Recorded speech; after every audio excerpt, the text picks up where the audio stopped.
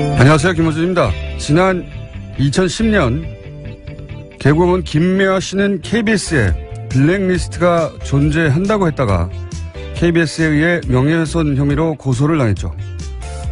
KBS는 블랙리스트가 존재하지 않는다는 사실을 법적으로 증명받기 위해 고소를 제기한다고 했었습니다. KBS는 또 누가 어떤 의도로 블랙리스트를 거론하고 이용하는지는 모르겠지만 그 행위를 당장 멈추라. 방송의 공정성, 독립성을 말하면서 그것을 지키는 근간인 방송법의 정당성을 침해하고 방송에 개입하려는 것은 그야말로 자기당착적 행위라고 주장했었습니다.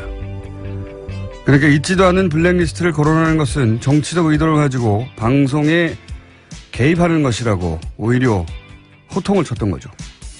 얼마나 그럴듯한 논리입니까? 이런 논리를 구사한 사람들, 배움은 전혀 부족하지 않은 사람들이라는 걸 알 수 있습니다. 이렇게 공부 많이 하고 큰 회사에 들어가 높은 자리까지 승진한 잘난 사람들이 부당한 권력에 가장 가까운 조력자였던 겁니다. 한 인생 살다가 잘 살다가 가기 위해 가장 필요한 건 그러니까 학벌이나 직위가 아닌 거죠.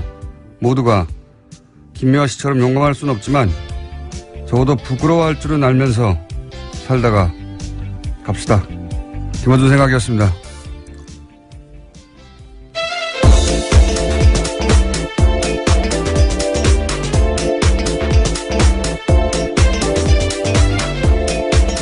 시사인의 김은지입니다. 네. KBS, 이게 거의 7, 8년 전인데, KBS가 김미화 씨 고소했던 게 이제. 그렇죠. 블랙리스트 없다고, 없는데 있다고 KBS, 김미화 씨가 주장했다고 이제 고소한 거잖아요. 김미화 씨도 그때 굉장히 몰아붙였습니다. 저도 네. 기억이 나는데요. 그러면서 제가 지금 오프닝에서 했던 이야기들, 뭐 굉장히 어렵고 현학적이고, 그 다음에 정정당당하며 우리는, 누가 정치적 의도 가지고 블랙리스트를 말하는가. 그들은 누군가 막 이런 거 확 장황하게 썼어요. 성명도 내고 보도자료도 내고. 읽으면서 참 그럴듯하다. 제가 다시 읽어보면서 이제 블랙리스트가 존재한다는 게 이제 나왔잖아요. 이런 글을 쓴 사람이 누군지 저는 궁금합니다. 이제 거꾸로 굉장히 공부 많이 하는 분이라고 느꼈거든요. 제가 읽으면서 이런 글을 쓴 사람이 누군지 이런 분들이 사실은 블랙리스트를 만들어내는 권력에 부욕하는 거죠. 지금도 잘 먹고 잘 살 거라고 보는데. 하여튼 그런 생각이 들었습니다. 예. 블랙리스트의 존재를 찾아내는 게 다가 아닌 거죠. 예. 네, 그렇죠. 이제 수사가 시작되기도 했고요. 이 부당한 권력은 혼자서 살아갈 수 없거든요. 옆에서 꼭 조력자가 있어야 돼요. 예. 자, 오늘도 뉴스가 많습니다. 첫 번째 뉴스는요. 네, 어제 김명수 대법원장 후보자에 대한 인사청문회가 열렸습니다. 오늘까지 이어지는데요.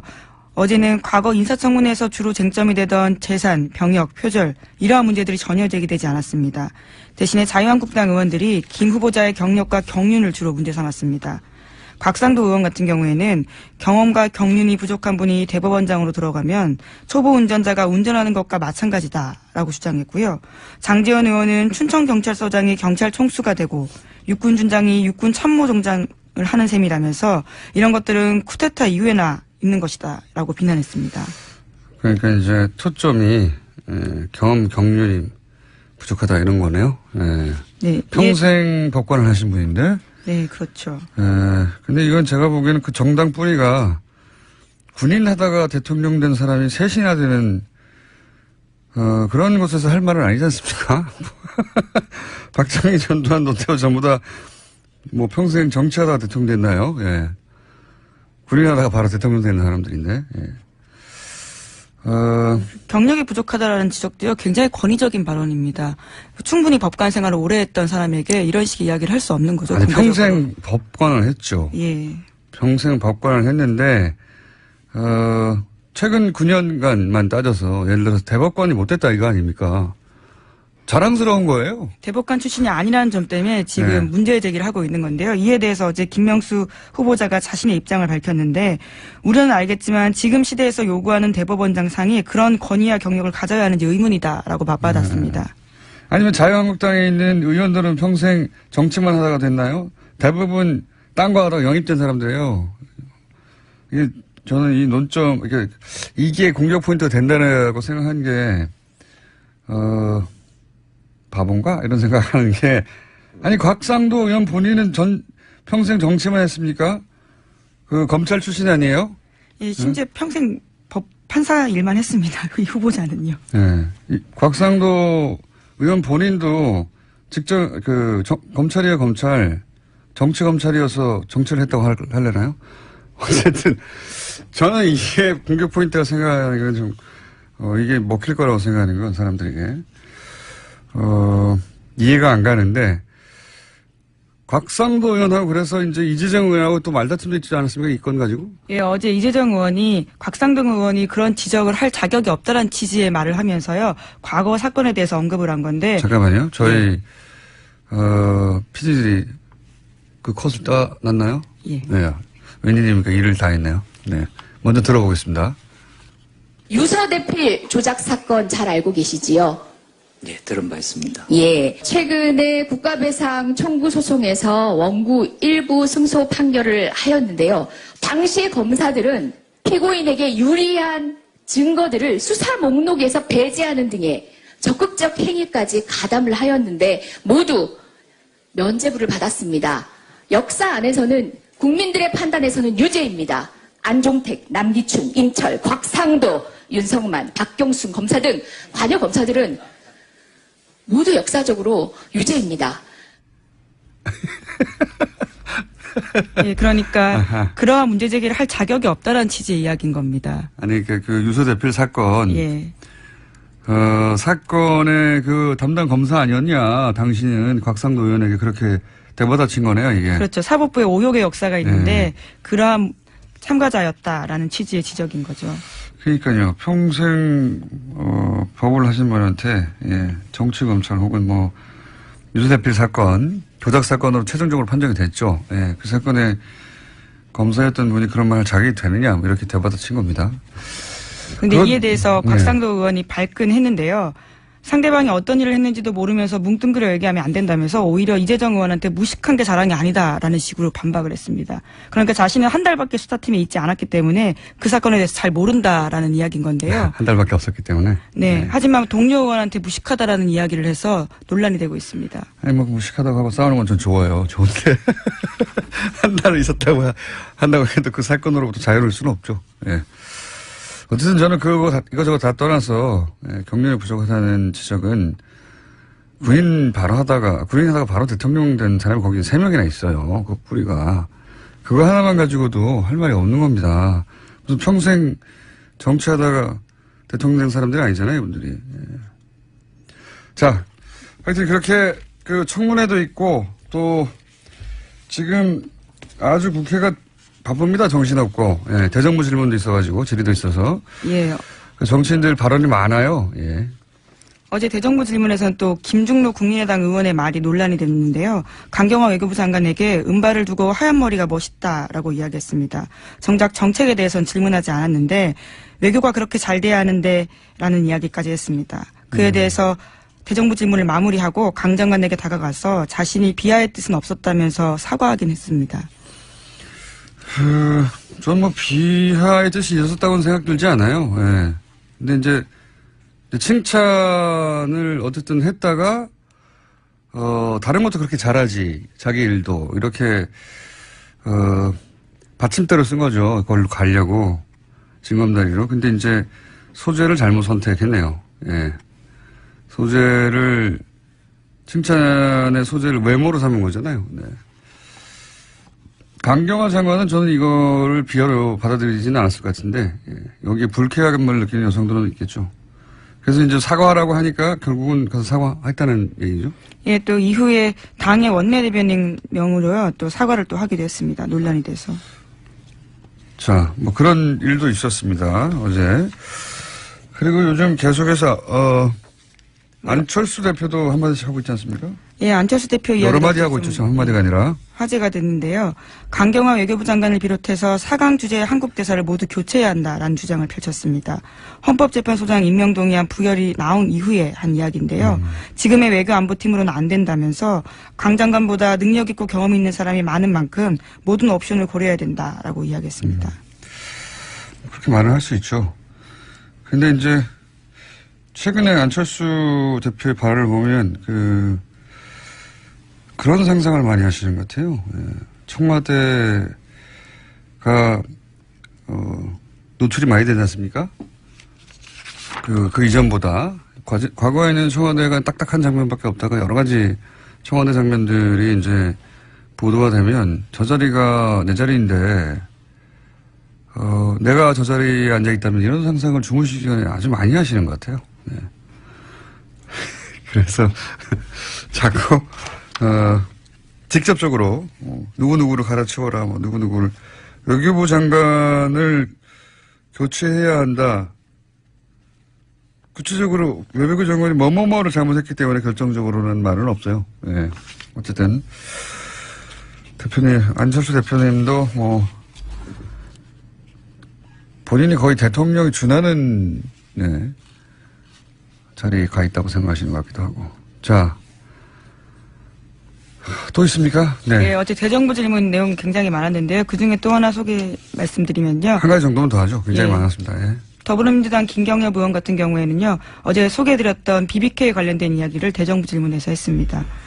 BBK 관련해서 그것이 이명박 전 대통령의 차명 소유 아니냐라는 취지 이야기인데요. 어제 뉴스로도 등장을 했었는데, 잠깐 얘기했었는데, BBK 관련해서 본격적인 기사는 어제 처음 나왔다고 봐야죠. 예.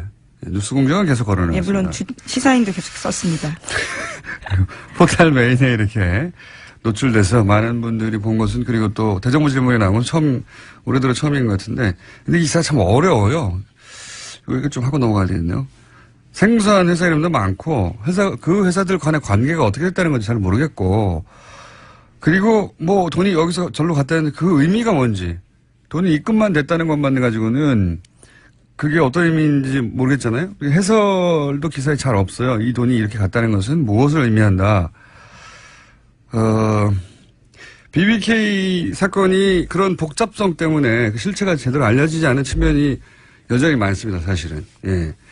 근데 BBK 사건은 잘 알고 보면, 사기 사건의 모든 요소를 골고루 다 갖춘 교본과 같은 사건이에요. 예. 돈과 권력, 거짓말, 배신, 은폐, 조작, 모든 게 한꺼번에 토탈 패키지 들어있거든요. 어제 오늘, 어제죠 주로. 어제 논란이 됐던 게 뭐냐. BBK 전문가로서 최대한 쉽게 설명하면, BBK 문제는 결국 누가 주인이냐 하는 문제거든요. 그렇죠. 네. 의혹을 제기하는 쪽은 이명박 전 대통령이 실소유주다. 것이고, 지금은 김경준 씨의 단독 범죄. 실제로 그걸로 모두 실형을 살았습니다. 네, 단독 범죄로 법적으로는 판결이 난 상태인데, 이제 의혹을 제기하는 쪽은 만약 이명박 전 대통령이 진짜 주인이면 김경준 씨에게 적용된 모든 범죄 혐의가 그대로, 아니죠. 더 무겁게 되어야 한다. 그런 건데, 어제 나온 문건을 간단하게 말해서 뭐냐. 이제, LK뱅크로부터, 여기서부터 사람들이 막혀요. LK뱅크라니. 갑자기 뭐냐, 이건. 거기서부터 50억. 정확하게는 49억 9,999만 5천 원.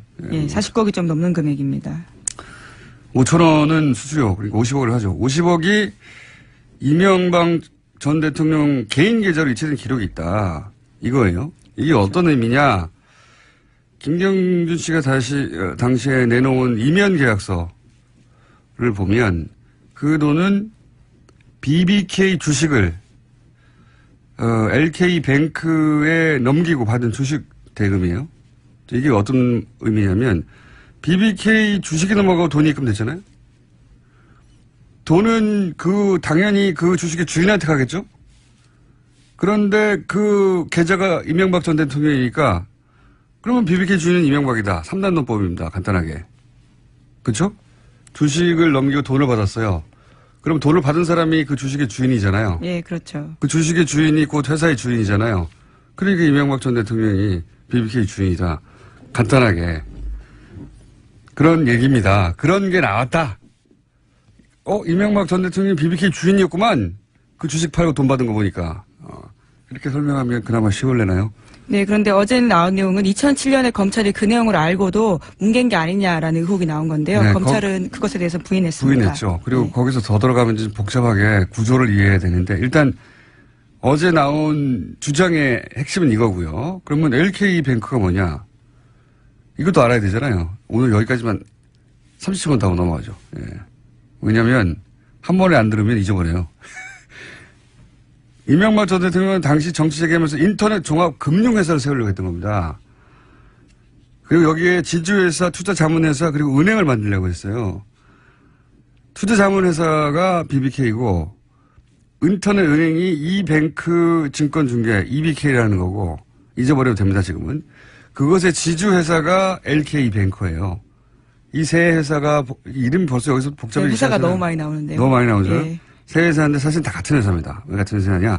사무실도 같고 사무용품도 다 같은 계좌로 구매했고 여기 있던 돈이 거기로 저기 있던 돈이 여기로 이렇게 쌈짓돈처럼 왔다 갔다 했고 그러니까 BBK가 이명박 전 대통령 소유면 다른 회사들도 전부 다 이명박 전 대통령 회사인 거예요. 이 구조가. 그래서 간단하게 줄이면 LKE뱅크는 BBK 지주회사 구조지만 실제로는 같은 회사. 그러니까 이름을 구분할 필요가 없어지는 겁니다. 다 같은 회사예요, 실제로는. 예. 여기까지만 진돌 나가죠. 이름에 현혹되지 마라. 다 같은 회사다. 예. 한 번에 너무 많이 못 알았기 때문에. 자. 예, 대정부 질문 이야기를 하다가 여기까지 갔는데요. 너무 멀리 왔네요. 예, 네. 대정부 질문 이야기 조금 더 말씀드리면 또 이낙연 국무총리가 이번에 대정부 질문에서 떠오르는 인물이 됐습니다. 굉장히 핫합니다. 예, 네. 야당 의원들이 여러 번 말문이 막혔는데요. 네. 통상 대정부 질문에서는 의원들이 더 집중을 받는데 이번에는 이낙연 총리가 존재감을 보였습니다. 보통은 이제 그 끌려나온 정부 부처 장관이나 총리가 곤욕을 치르는 장면이 이제 화제가 되죠. 근데 그저께부터 이낙연 총리가 그 야당 의원들 대받아치는 멘트들이 크게 화제가 되고 있습니다. 이미 인터넷에 많이 유포됐고 포털에도 나왔는데 그제 어제 나왔던 것 중에 못 들으신 분을 위해서 대표적인 컷 한두 개 저희가 들려드리겠습니다. 총리께서는 지금 수십조씩이나 퍼붓고 있는 복지 예산을 늘릴 때라고 생각하십니까? 안보 예산을 늘릴 때라고 생각하십니까? 안보 예산도 필요한 건 늘려야 되겠죠. 그리고 그 복지 예산 늘어난 것은 대부분 지난 대선 때 모든 정당들이 공통으로 공약했던 사항들이 먼저 이행되고 있다는 말씀을 드립니다. 예, 총리 들어가십시오.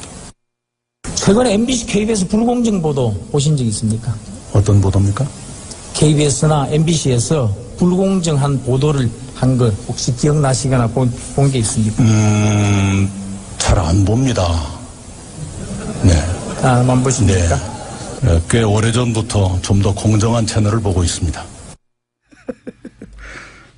아주 답변이 촌철살인이에요. 그 속에. 예, 첫 번째 이야기는 바른정당의 김무성 의원의 질문이었고요. 두 네. 번째는 자유한국당의 박대출 의원의 질문이었습니다. 지금 복지가 중요하냐 안보가 중요하냐 복지에서 너무 많이 쓰는 거 아니냐 그랬더니 그거 다 공약에 있는 것 중에 같이 공통적인 것만 하고 다 공약을 내세웠던 거라는 거죠. 예, 그리고 김무성 의원의 대답이 더 재미있습니다. 네. 들어가라고 이야기하거든요. 네, 그렇군요. 들어가십시오. 그게 더 재밌었고. 그리고 KBS, MBC 불공정 보도를 하는데 뭐가 불공정 보도냐. 그러면 뭐라도 하나 예를 들면 그걸 가지고 그게 왜 불공정이냐 이렇게 공격하려고 이제 프레임을 짜왔죠. 근데 안 봤습니다. 안 봤습니다. 보다 공정한 방송을 오래전부터 보고 있습니다. 네. 그 외에도 아주 많습니다. 네. 이게 이제 들려드린 거는 화제가 되기 시작한 그저께 네, 그렇죠. 예, 발언들이고 어제도 화제가 된 발언들이 많은데 오늘 시간이 별로 없네요. 예, 그건 저희가 또 내일 모아서 한번 들려드릴까요? 뭐가 더 있다고 지금 저희 PD들이 자기들이 일 잘했다 이거죠. 예, 고생을 많이 하십니다. 아침마다 얼마나 고생하시는지 내가 늘 보는데요. 그럼 하나만 더. 예.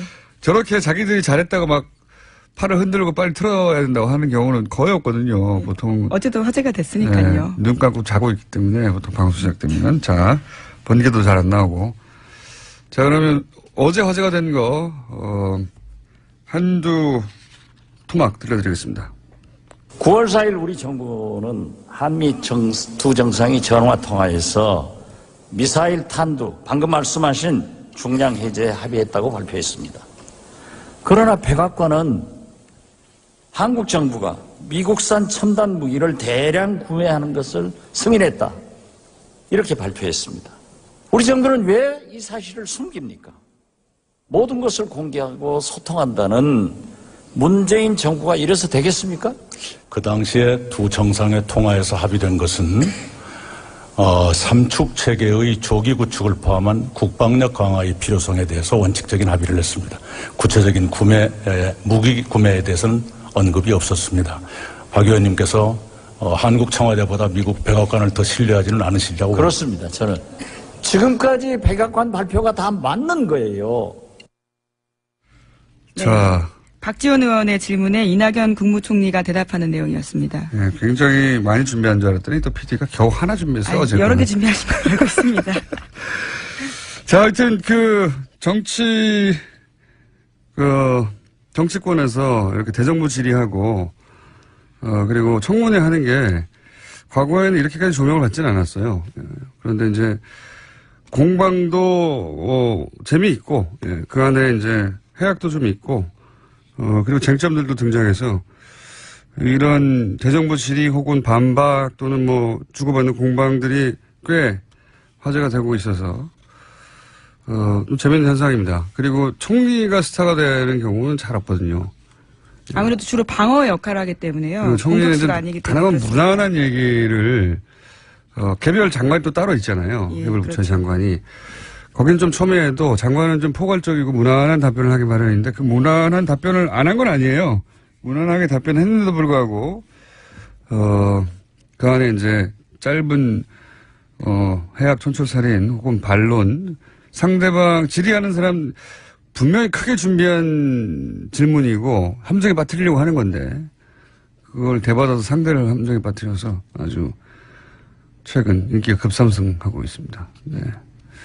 저희 방송에 한번 모셔보겠습니다. 총리님? 방송 듣고 계시면 연락을 드릴 테니까, 예. 자, 다음 뉴스는요, 한두 가지 정도 더 할 수 있을 것 같습니다. 네, 그제 청문회를 마친 박성진 후보자 인사청문 보고서 채택이 오늘 오전으로 미뤄졌습니다.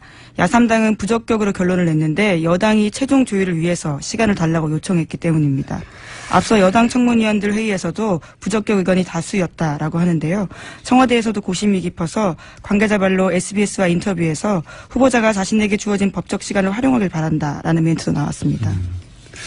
우리나라에 뭐 종교부가 있는 건 아니잖아요. 그러니까 이게 특히 중소 벤처 기업 이러면 이제 꼭 그런 건 아니지만 IT 쪽에 관련 업체들 혹은 뭐 업무들이 많을 텐데 이제 기본적으로 그런 과학을 한 사람들은 모욕적으로 들릴 정도의 발언이죠. 예를 들어서 뭐 지구 나이가 얼마나 됐냐? 6,000년이라는 발언을 했습니다. 제가 보기에는 이분이 과연 여당 내에서 지지를 받겠는가. 다른 부처는 또 모르겠습니다만 무려 장관인데요.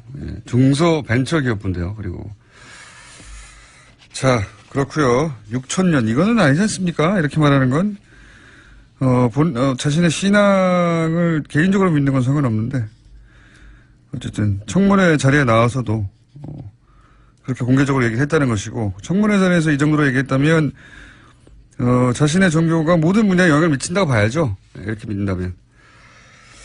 자, 이 정도 해야 되겠네요. 예. 오늘 뉴스가 많았는데. 예, 네이버 관련된 소식 하나만 더 전해드리면요. IT 연결해서요? 네. 예. 진경준 전 검사장 딸 가해줬다는 소식 어제 전해드렸는데요. 이번에는 다른 고위법관 아들을 채용 절차 없이 인턴으로 받았다라고 합니다. 어제는 검사장이었고 오늘은 부장판사입니까? 예, 고위법관의 자식인데요. 인턴을 공개 채용한 적이 없는데 그 자식만 따로 특별 취업을 해줬다라는 겁니다. 그러니까 이게 소위 이제 어제도 잠깐 얘기했지만 이렇게 대한민국의 대표적인 IT 기업에 인턴 경력이 있다는 것은 유학을 가거나 할 때 보통 이제 해외에서는 그런 거 요구하잖아요. 예, 경력으로 공부만 열심히 했다는 걸로 대학 입학이 잘 되는 게 아니거든요. 해외 명문 대학들은. 그래서 누구나 다 아는 그 나라의 최고의 뭐 예를 들면 미국에서 구글에서 근무했다거나 애플에서 근무했다는 경력 그 자체가 그 정도 기업이 인정했을 정도라면 인턴으로 채용했을 정도라면 그리고 그 정도 기업에서 경력을 쌓았다면 이게 이제 입학 유리하게 작용하는 경우가 많거든요. 제가 보기엔 그런 루트로 네이버를 이용했고 네이버는 기꺼이 거기에 응해 준 겁니다. 예. 예, 진검사장 같은 경우에는 그런 경우였던 걸로 보이고요. 네. A 부장판사의 아들 같은 경우에는 미국 대학 재학 중에 여름방학을 이용해서 한국에 4주 동안 와서 일했다고 합니다. 대학원 갈 때도 마찬가지예요. 예, 그런 경력을 중간중간 쌓아놓는 겁니다. 방학 때. 어쨌든 뭐 이거 관련해서 네이버도 거절하지 못할 상대가 아니었겠는가 이렇게 생각할 수도 있지만 부장판사가 네이버보다 힘이 세다고 저는 보지는 않습니다. 당연히. 예. 대통령도 아니고요. 자, 서로 주고받는 점이 있겠죠. 여기까지 하겠습니다. 시사인의 김은지였습니다. 감사합니다. 국군의 날은 10월 1일이죠. 그런데 이날이 아니라 이번 주 일요일 9월 17일로 변경해야 한다는 주장이 등장하기 시작했습니다. 어제 대정부 질의에서도 국무총리 상대로 이 질문이 나왔었는데 국군의 날 변경을 주장하시는 분입니다. 이준식 근현대사 기념관 관장님 나오셨습니다. 안녕하십니까? 예, 안녕하세요. 예. 9월 17일이 무슨 날입니까? 예, 임시정부 산하 국군인 한국광복군이 창군된 날입니다. 광복군 창건일이다. 아하. 그러니까 이제 국군이 아니라 광복군 이제 독립운동을 하던 광복군이 처음 만들어진 날이 국군의 날이어야 하는 거 아니냐 이런 얘기네요 한마디로. 뭐 설득되려고 하는데 그 말을 듣자마자 설득되려고 하는데 그게 그러면 언제입니까? 1940년 9월 17일 중국의 충칭에서 광복군이 창군됐습니다. 근데 임시정부는 그 전부터 있었지 않습니까? 임시정부는 1919년에 출범했는데요. 그래서 그걸 건국으로 봐야 된다 뭐 이렇게. 뭐 요즘 뭐 그런 얘기도 나오고 있죠. 저는 뭐 개인적으로 건국이란 말은 별로 좋아하지 않습니다만은. 그러니까 1919년 중국에서 임시정부가 출범했는데 임시정부가 1920년에 바로 독립전쟁 원년이라는 걸 선포합니다. 그러니까 1920년에. 1920년에 우리가 일제에게 전쟁에서 져서 국권을 빼앗겼으니까 독립을 이루기 위해서는 다시 일본과 전쟁을 해야 된다. 그래서 독립전쟁이라고 그러고 1920년이 독립전쟁 첫 해다. 그러니까 전쟁을 하려면 군대가 필요하지 않겠습니까? 그래서 이제 임시정부 산하의 국군을 만들겠다는 구상에 착수를 하는데 당시 뭐 중국이 남의 땅이니까요. 남의 땅에서 군대를 만드는 게 결코 쉬운 일이 아니었습니다. 다른 나라 그 나라가 인정해 줄 리가 없죠. 예, 인정해 줄 리가 없죠. 그러니까 군대를 만들기가 쉽지 않으니까 처음에는 이제 만주에서 활동하던 독립군 부대하고 연계해서 이제 국군을 활용하겠다. 임시정부하고 무관하게 독자적으로 움직이던 독립군을 만주 독립군을 임시정부 산하로 편입을 시켜서 이제 국군을 만들겠다 그런 구상을 이제 갖기도 했는데 이게 쉽지 않았습니다. 그래서 국군을 만든다는 게 임시정부에 모인 독립운동가들의 아주 오랜 꿈이었는데요. 그렇겠죠. 네, 당연히. 꿈이 이제 1940년에 실현이 된 겁니다. 그래서 임시정부 산하 국군으로 이제 한국 광복군을 창건하게 되죠. 정식으로 군대를 만든 겁니다. 그렇군요. 사실 다른 나라의 사례를 보더라도 모든 망명 정부가 그 나라에서 정부를 두지 못하고 망명하게 되는 망명 정부가 결국은 이제 그 자기들 원래 땅을 점령하고 있는 그 뭐 식민 본국이든 또는 뭐 그 순간 침략해온 나라든 간에 그 상대에서 이런 군대를 만들려고 하죠. 네. 군대가 없으면은 싸워서 다시 찾을 수가 없으니까. 근데 이제 우리는 1940년에 임시정부가 광복군을 공식적으로 창건하였다. 창건하였다. 그렇군요. 그럼 실제 그때 부대라고 할 만한 인원도 있었습니까? 처음에는 주로 이제 사령부 중심의 군대였습니다. 그러니까 이렇게 장교가 더 많았던 사병보다는 장교가 많던 군대였는데 어쩔 수 없죠. 왜냐하면은 당시 중국 안에 사병이 될 수 있는 우리 동포수가 많지 않았으니까요. 그러니까 이제 어쨌거나 동포수가 있다 하더라도 원래 사병이 돼야 되는 거예요. 그리고 이제 되게 독립운동 하시던 분들이 나이가 많으니까 이제 사병은 상대적으로 적었죠. 그러면서도 이제 한국 광복군이 계속 사병을 확대하기 위해서 노력을 했고요. 그래서 뭐 아시아 태평양 전쟁이 끝날 무렵에는 그래도 이제 꽤 많은 이제 병사들을 확보하는 데 성공을 했고요. 그런데 중국의 입장에서 보자면 자기 땅에 다른 나라의 군대가 참군됐다고 주장하는 거 아닙니까? 그리고 실체가 지금 뭐 적더라도 생겨버리기 시작하면 가만두진 않았을 것 같은데요. 이게 많이 알려지기로는 이제 중국 국민당 정부가 임시정부와 한국 광복군을 적극적으로 지원했다고 알려져 있는데, 근데 사실은 견제를 많이 했습니다. 왜냐하면 자기 땅에서 군대 만들겠다 그러는데 누가 좋아하겠습니까? 그렇죠. 그러니까 처음에는 이제 견제를 많이 했습니다. 그래서 견제하는 방법이 한국 광복군을 만들 때 중국 국민당 군에 통제하려 두겠다. 요즘 말로 하면 통수권, 작전권이죠. 그러니까 통수권을 중국 정부가 갖는다는 조건으로 한국 광복군을 승인하려고 하니까. 굉장히 뭔가 서글픈데 왜냐하면. 그렇죠. 지금도 한국은 미국의 작전 전시 작전권 문제하고 이제 연동이 되는 거죠. 가지고 있었는데 임시정부가 창군할 때부터 중국이 또 작전권을 행사하겠다고. 그래서 이제 임시정부에서 단안을 내립니다. 중국 국민당 정부의 승인이 없는 상태에서 광복군을 창군하는 거죠. 근데 창군을 했다고 하더라도 활동을 하려면 중국 국민당 정부의 지원을 받아야 되는데 중국 국민당 정부가 지원하기는커녕 계속 이제 견제를 하니까 방해를 하니까요. 할 수 없이 광복군의 통수권을 중국 국민당에게 넘겨줍니다.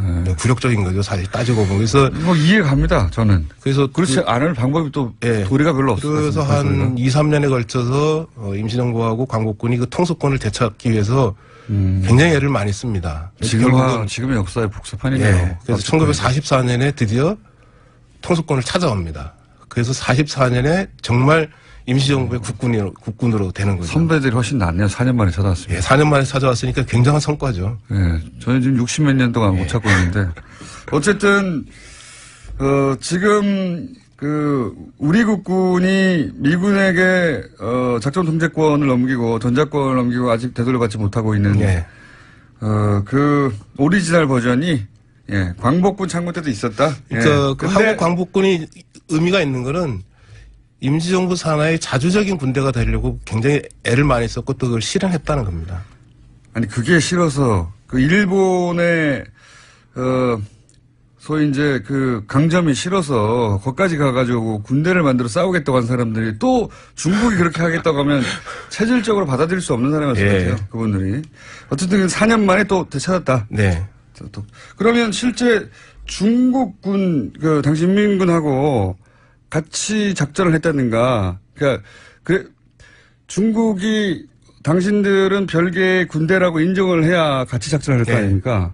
그렇게 연대 작전을 했다는 그런 기록은 있습니까? 그래서 1944년에 중국과 대등한 관계에서, 군사협정을 맺고요. 군사협정을 맺었다?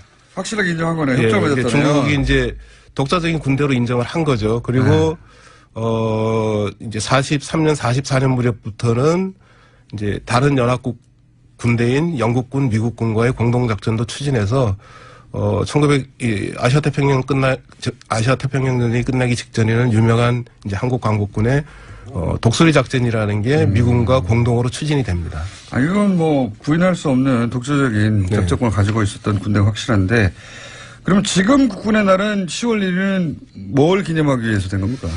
지금 뭐 두 가지 이야기가 있습니다. 하나는 1950년, 그러니까 6.25 전쟁 와중이죠. 6.25 전쟁 때, 육군제 3사단이 38선을 처음 돌파해서 북진에 성공한 날이다. 그래서 그날을 기리기 위해서 이제 10월 1일을 1956 이승만 정부 때입니다. 이승만 정부 때 10월 1일을 국군의 날로 이제 지정했다는 얘기가 하나 있고요. 또 하나는, 1954년인가요? 53년인가요?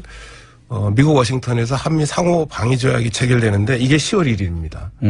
그래서 10월 1일이 어쨌거나 뭐 의미 있는 날이다. 그래서 1956년에 처음으로 국군의 날로 지정을 했습니다. 그래서 뭐 38선 돌파한 것도 의미는 있지 않습니까? 38선 돌파도 뭐 의미가 있고 한미 상호 방위 조약이 체결된 것도 뭐 의미가 있긴 하죠. 근데 그런 날이기 때문에 국군의 날로 지정하는 데는 좀 충분하지 않다는 생각이 들고요. 사실 국군의 날 하면은 보통 무슨 날, 한글 했던 날을 한글 날이라고 하는 거죠.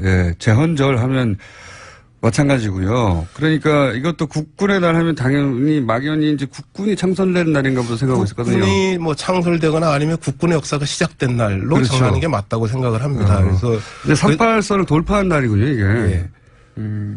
그래서 뭐 그 국군이 역사가 시작된 날을 찾다 보니까 그래도 광복군 창건일이 뭐 가장 어울린다 뭐 그런 생각이 드는 거죠. 당연히 그런 데 있어서 문제는 없을 것 같은데. 네. 그 자연스럽고 당연한 것 같거든요. 애초에 광복군이 1940년에 창설이 되고 중국과 군사협정도 맺었고 미군과 당시 공동작전도 했다면 규모는 작더라도 했다면 그게 국군의 뿌리가 확실하니까 한글도 지금 한글하고 똑같지는 않거든요. 되돌아가면 문자도 달라요. 어법도 다르고 하지만 그때 창설 만들어진 게 확실하니까. 근데 이 보수 진영에서는 반대한다고 그러는데 왜 반대하는 겁니까?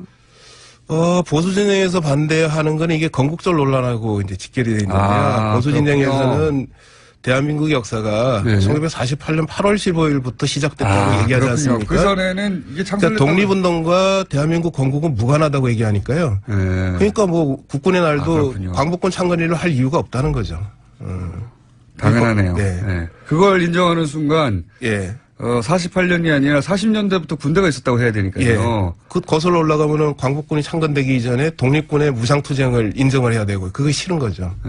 독립군의 무장투쟁을 인정하기 싫은 이유는 뭐라고 보십니까, 보수 진영에서? 그러니까 대한민국 건국은 독립운동과 무관하다고 보는 겁니다.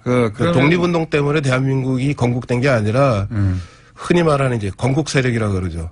건국 세력에 의해서 대한민국이 건국됐다고 주장을 하고 싶은데 그 건국 세력이라는 게 내용을 보면은 두 부류입니다. 하나는 친일파고 하나는 정치 깡패입니다. 그렇습니까? 예. 정치 깡패 얘기도 많이 하긴 합니다.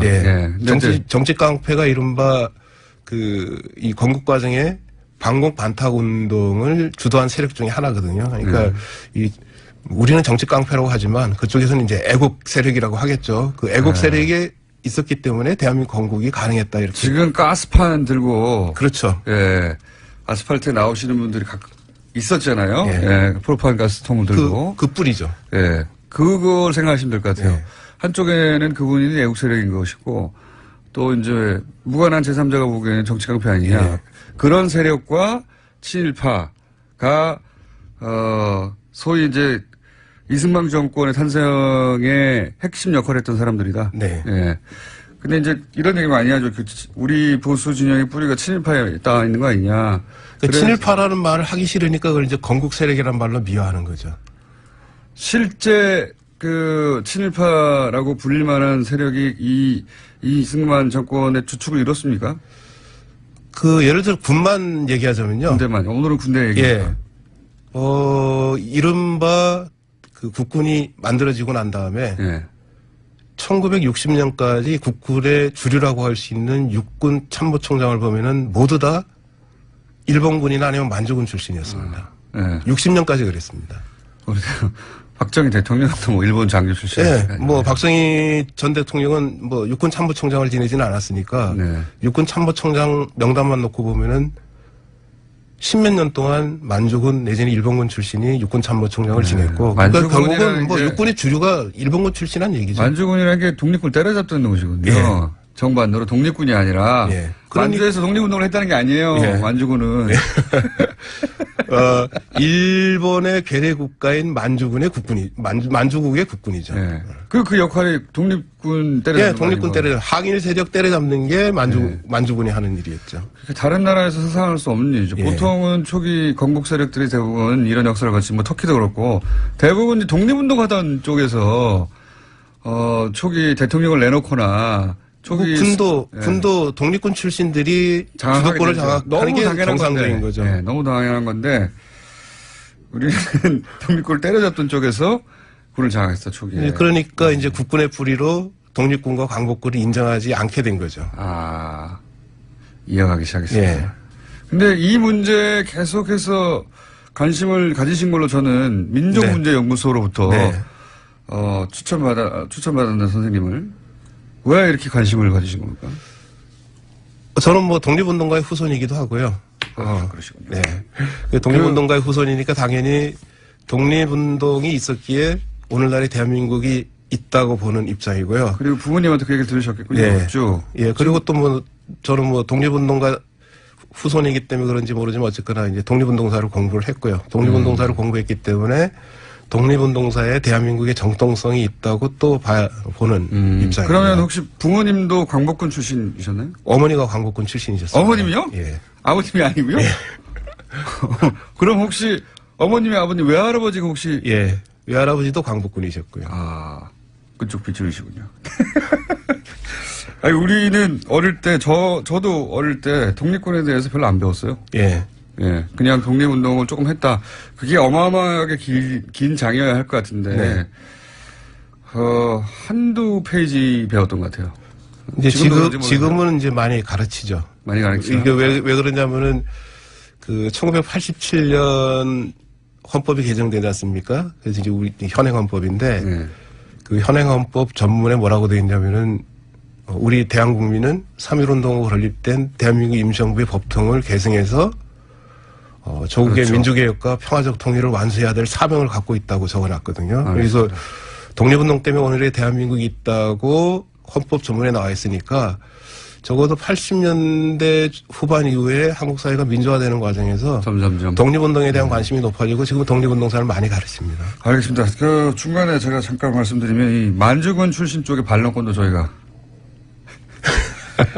포장하고 있습니다.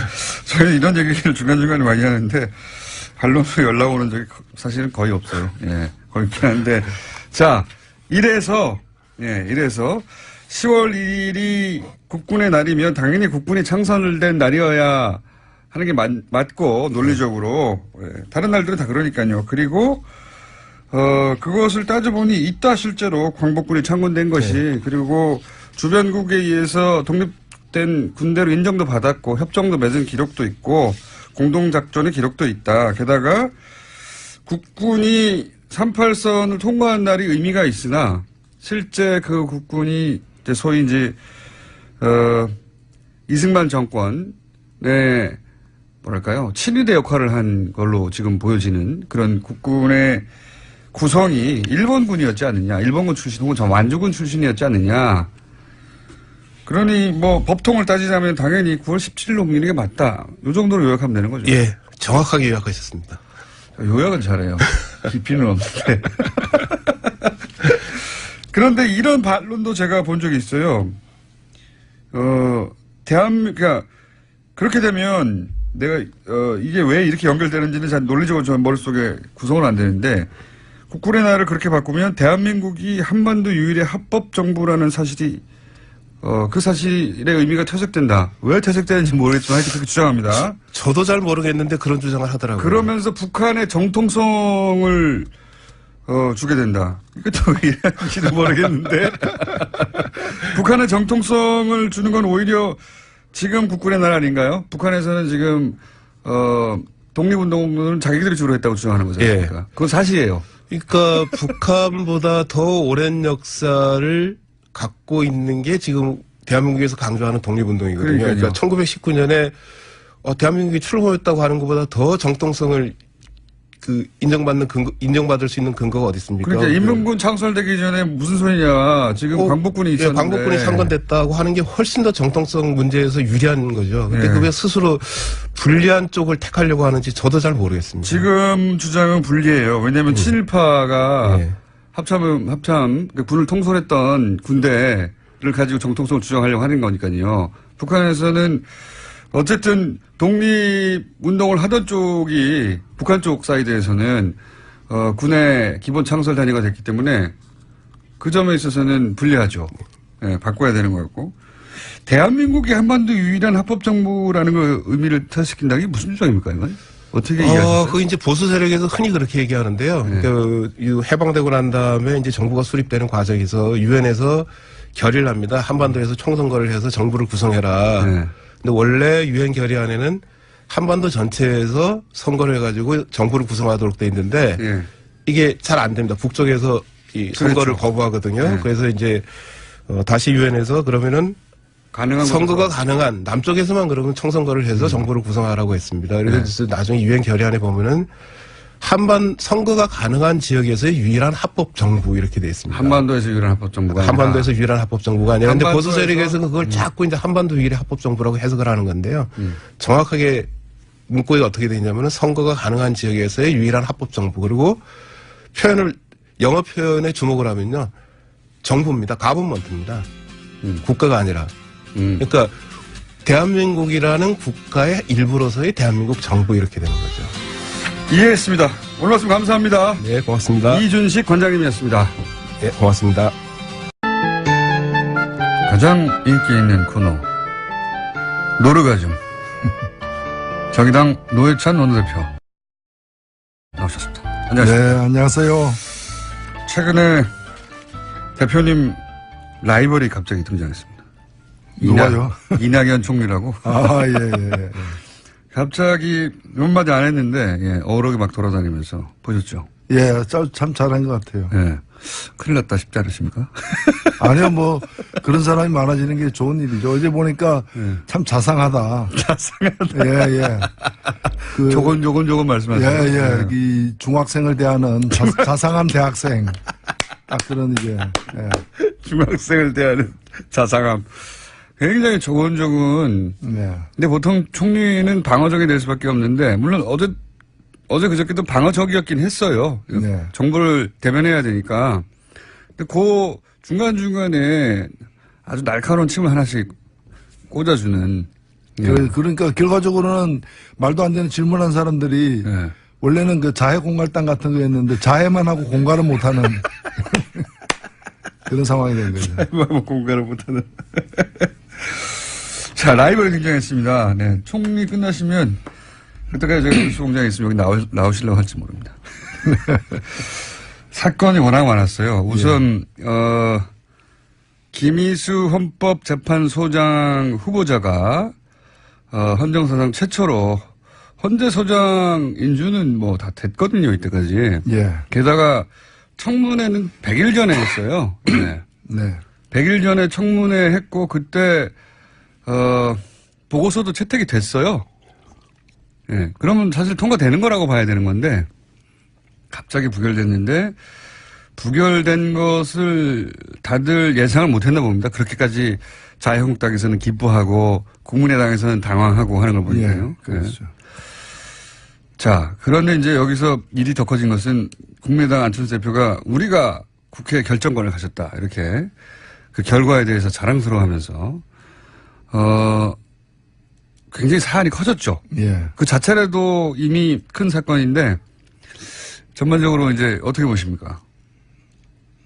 예, 요새 뭐 스스로 좀 자랑스러워하는 사람들이 많이 늘어난 것 같아요. 6차 핵실험 이후에 예. 그 김정은, 네. 북한의 김정은이 우리가 한반도 운명 결정권을 가졌다. 이거나 김희수 부결시킨 뒤에 우리가 20대 국회 결정권 가졌다. 비슷하지 않아요?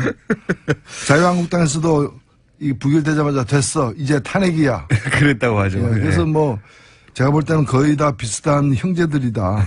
이렇게 보여지고 더욱이나 이게 좀 문제가 되는 것이 바로 이 부결된 다음 날 국민의당 원내대표가 예. 김희수 이 낭만 김희수 이 헌법재판소 소장 후보자에 대해서 예.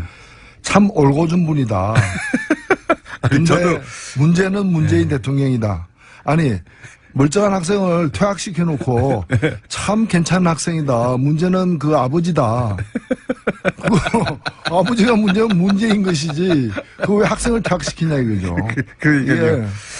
그게 이제 전북 출신의 첫 호남이 배출하는 헌재소장이 되게 직전인 분이었고 예. 국민의당이 반대만 안 했다면 게다가 박지원 대표가 헌법재판관으로 추천했던 분이고 예. 국민의당으로서는 게다가 지금 문제도 없다는 분이니까 반대할 이유가 하나도 없는 거죠. 이렇게 따지면. 그런 거죠. 예. 뭐 이유 없는 반항 같은 거죠. 뭐. 이유 없는 반항 같은 이유 없는 살인 같은 거죠, 사실은. 묻지 마 하고 그냥 찔러버리는 거예요. 아무 문제가 없는데 왜 그러면은 부결시켰냐 이렇게 물으면 이렇게 또 답을 하더라고요. 우리는 뭐랄까요? 당론이었기 때문에 예, 민주적인 정당이라서 그랬다. 뭐 이렇게. 예, 그 국민을 또 우습게 보는 거죠. 그런 거짓말이 통한다고 생각하면 안 되는 거죠. 사실 일정하게 이렇게 그 표를 그 나누어 가지고 찍도록 네. 만들었기 때문에 이런 결과가 나오는 거죠. 그럼 자기들도 결과를 알 수 없는 일을 밀어붙였다는 얘기밖에 더 됩니까? 그리고 그 뒤에 나오는 얘기 보면 뭐를 안 들어줬기 때문에 이렇게 했다. 그렇죠. 라는 네. 건데 결국 뭔가면 뭐를 안 들어줬기 때문에 낙마시키기로 이렇게 표를 작동시켰다라는 거 아니에요. 네. 이게 소위 이제 그 국민의당에서 나오는 메시지가 다 좀 달라요. 안철수 대표는 자랑스러워하는 것 같고 내 힘을 봐라. 응? 내가 해냈다 이런 것 같고 박지원 대표는 말씀하셨듯이 이거 못해가지고 안 들어주고 예, 그래서 이랬다고 하고 또 원내대표는 말씀하셨듯이 아니 우리는 그 후보는 문제 없다고 생각해. 대통령이 잘못해서 그런 거야. 뭐 이렇게 나오고. 예, 후환이 좀 두려운 그런 지역에 있는 분들은 먼저 우리 책임이 아니라 저쪽 책임이다. 민주당에서 이탈했을 거라고. 예. 그런 식으로 자꾸 떠넘기는 것이고, 그 다음에 아직 뭐 그런 거 관계없는 분들 같은 경우에는 거의 뭐 수폭 실험한 것처럼, 다음은 어디야, 그 얘기 바로 나왔잖아요. 예. 다음은 강경하다. 사강 대사. 예. 4대국 대사 다 교체해야 된다. 이 얘기가 그게 거의 과한 포위 사격하겠다. 과한 포위 사격. 예. 그 얘기가 똑같은 거죠, 그 다음 어디야? 그 다음 괌이야? 그 다음 어디야? 그 다음 괌이야.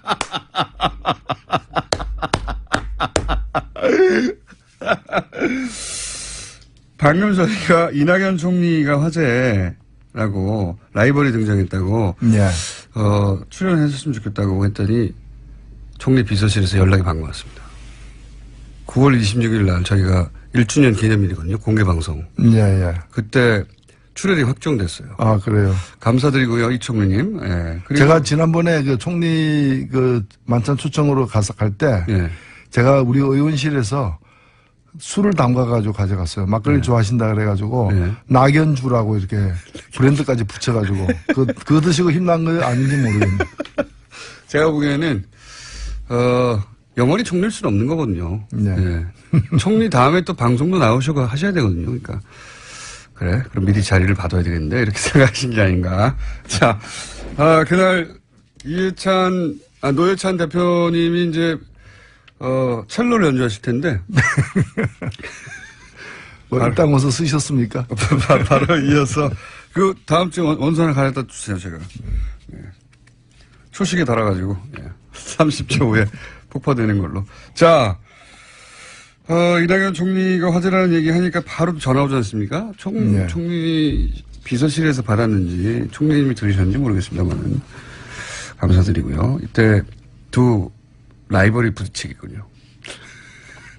그날 나오실 거죠? 예, 나와야죠. 예. 총리 나오니까. 예. 나보다 얘기 있으면 안 되니까.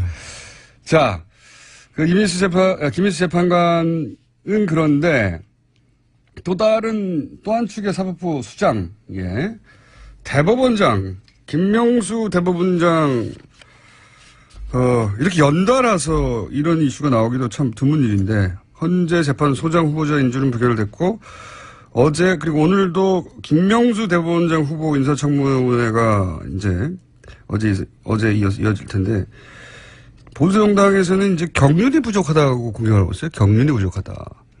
경찰서장 하다가 갑자기 총장 될 수 없는 거 아니냐, 뭐 이런 식의. 그 비슷한 얘기가 있었죠. 아니, 대학도 안 나오고 상고 나왔는데 웬 대통령이냐. 네, 그랬었죠. 예, 그래서 거기서 대통령이 2명이나 나왔잖아요. 예. 아니, 저도 이 얘기 듣고 바로 생각난 게, 아니, 자기들은 군인 하다가 바로 대통령 된 사람 3명이나 배출했으면서. 예비군복도 안 입어보고. 그러니까요. 정치 하나도 안 하고 그랬으면서 이게 평생 법을 한 분한테 할 말이 아니다 싶은데. 그러니까 지금 국회의원들 중에 국민보다도 우리 국민들 평균 수준 이하인 분들이 많은 거죠. 우리 국민들은 이런 얘기 안 하지 않습니까?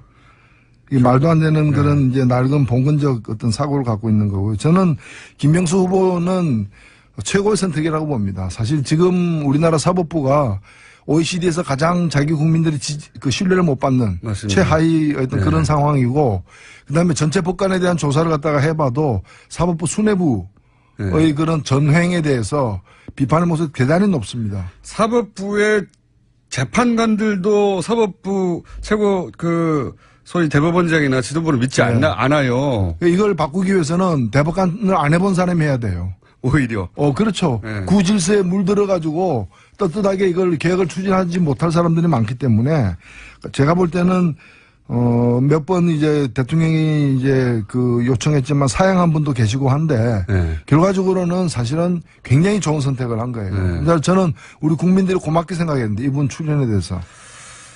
보수정당에서는 그렇게 생각하지 않는 것 같고. 근데 이런 예는 없었거든요. 예전에 무슨 각종 비리라든가 땅 문제라든가 재산 문제라든가 부동산 이런 걸로 주로 공격을 받았어요. 모든 후보들이 거의 일관되게. 근데 이분은 그게 없다 보니까 경륜이 부족하다고 하는 논리가 지금 튀어나온 겁니다.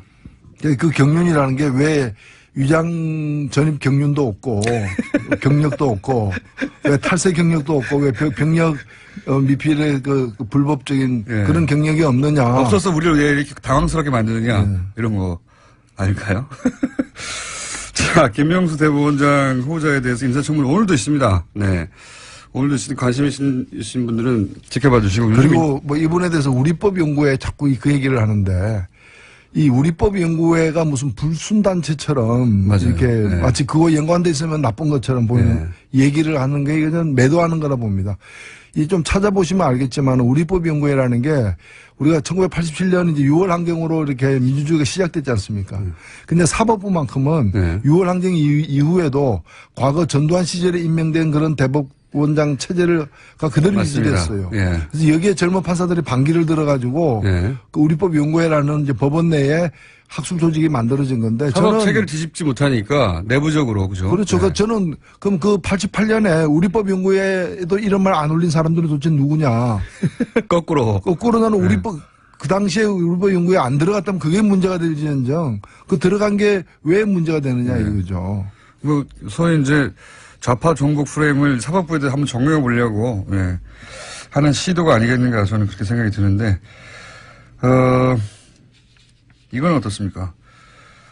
이런 와중에 박성진 중소벤처기업부 장관 후보자도 지금 여당 내에서도 제대로 지지를 못 받고 있어요. 예. 이분은 결국 어떻게 끝날까요? 정의당에 반대하고 이때까지 항상 낙마했는데. 아니요, 뭐 그 정의당의 주장이 중요한 건 저는 아니라 보고 국민들의 눈높이와 상식이 중요한데 이분은 그 인사청문회를 한 결과 자격이 안 된다. 부적격. 장관으로서 전문성도 부족하고 여러 가지 그다음에 가치관, 뭐 철학 다 통틀어서 결격 사유가 많다라는 게 대체적인 어떤 그런 판단입니다.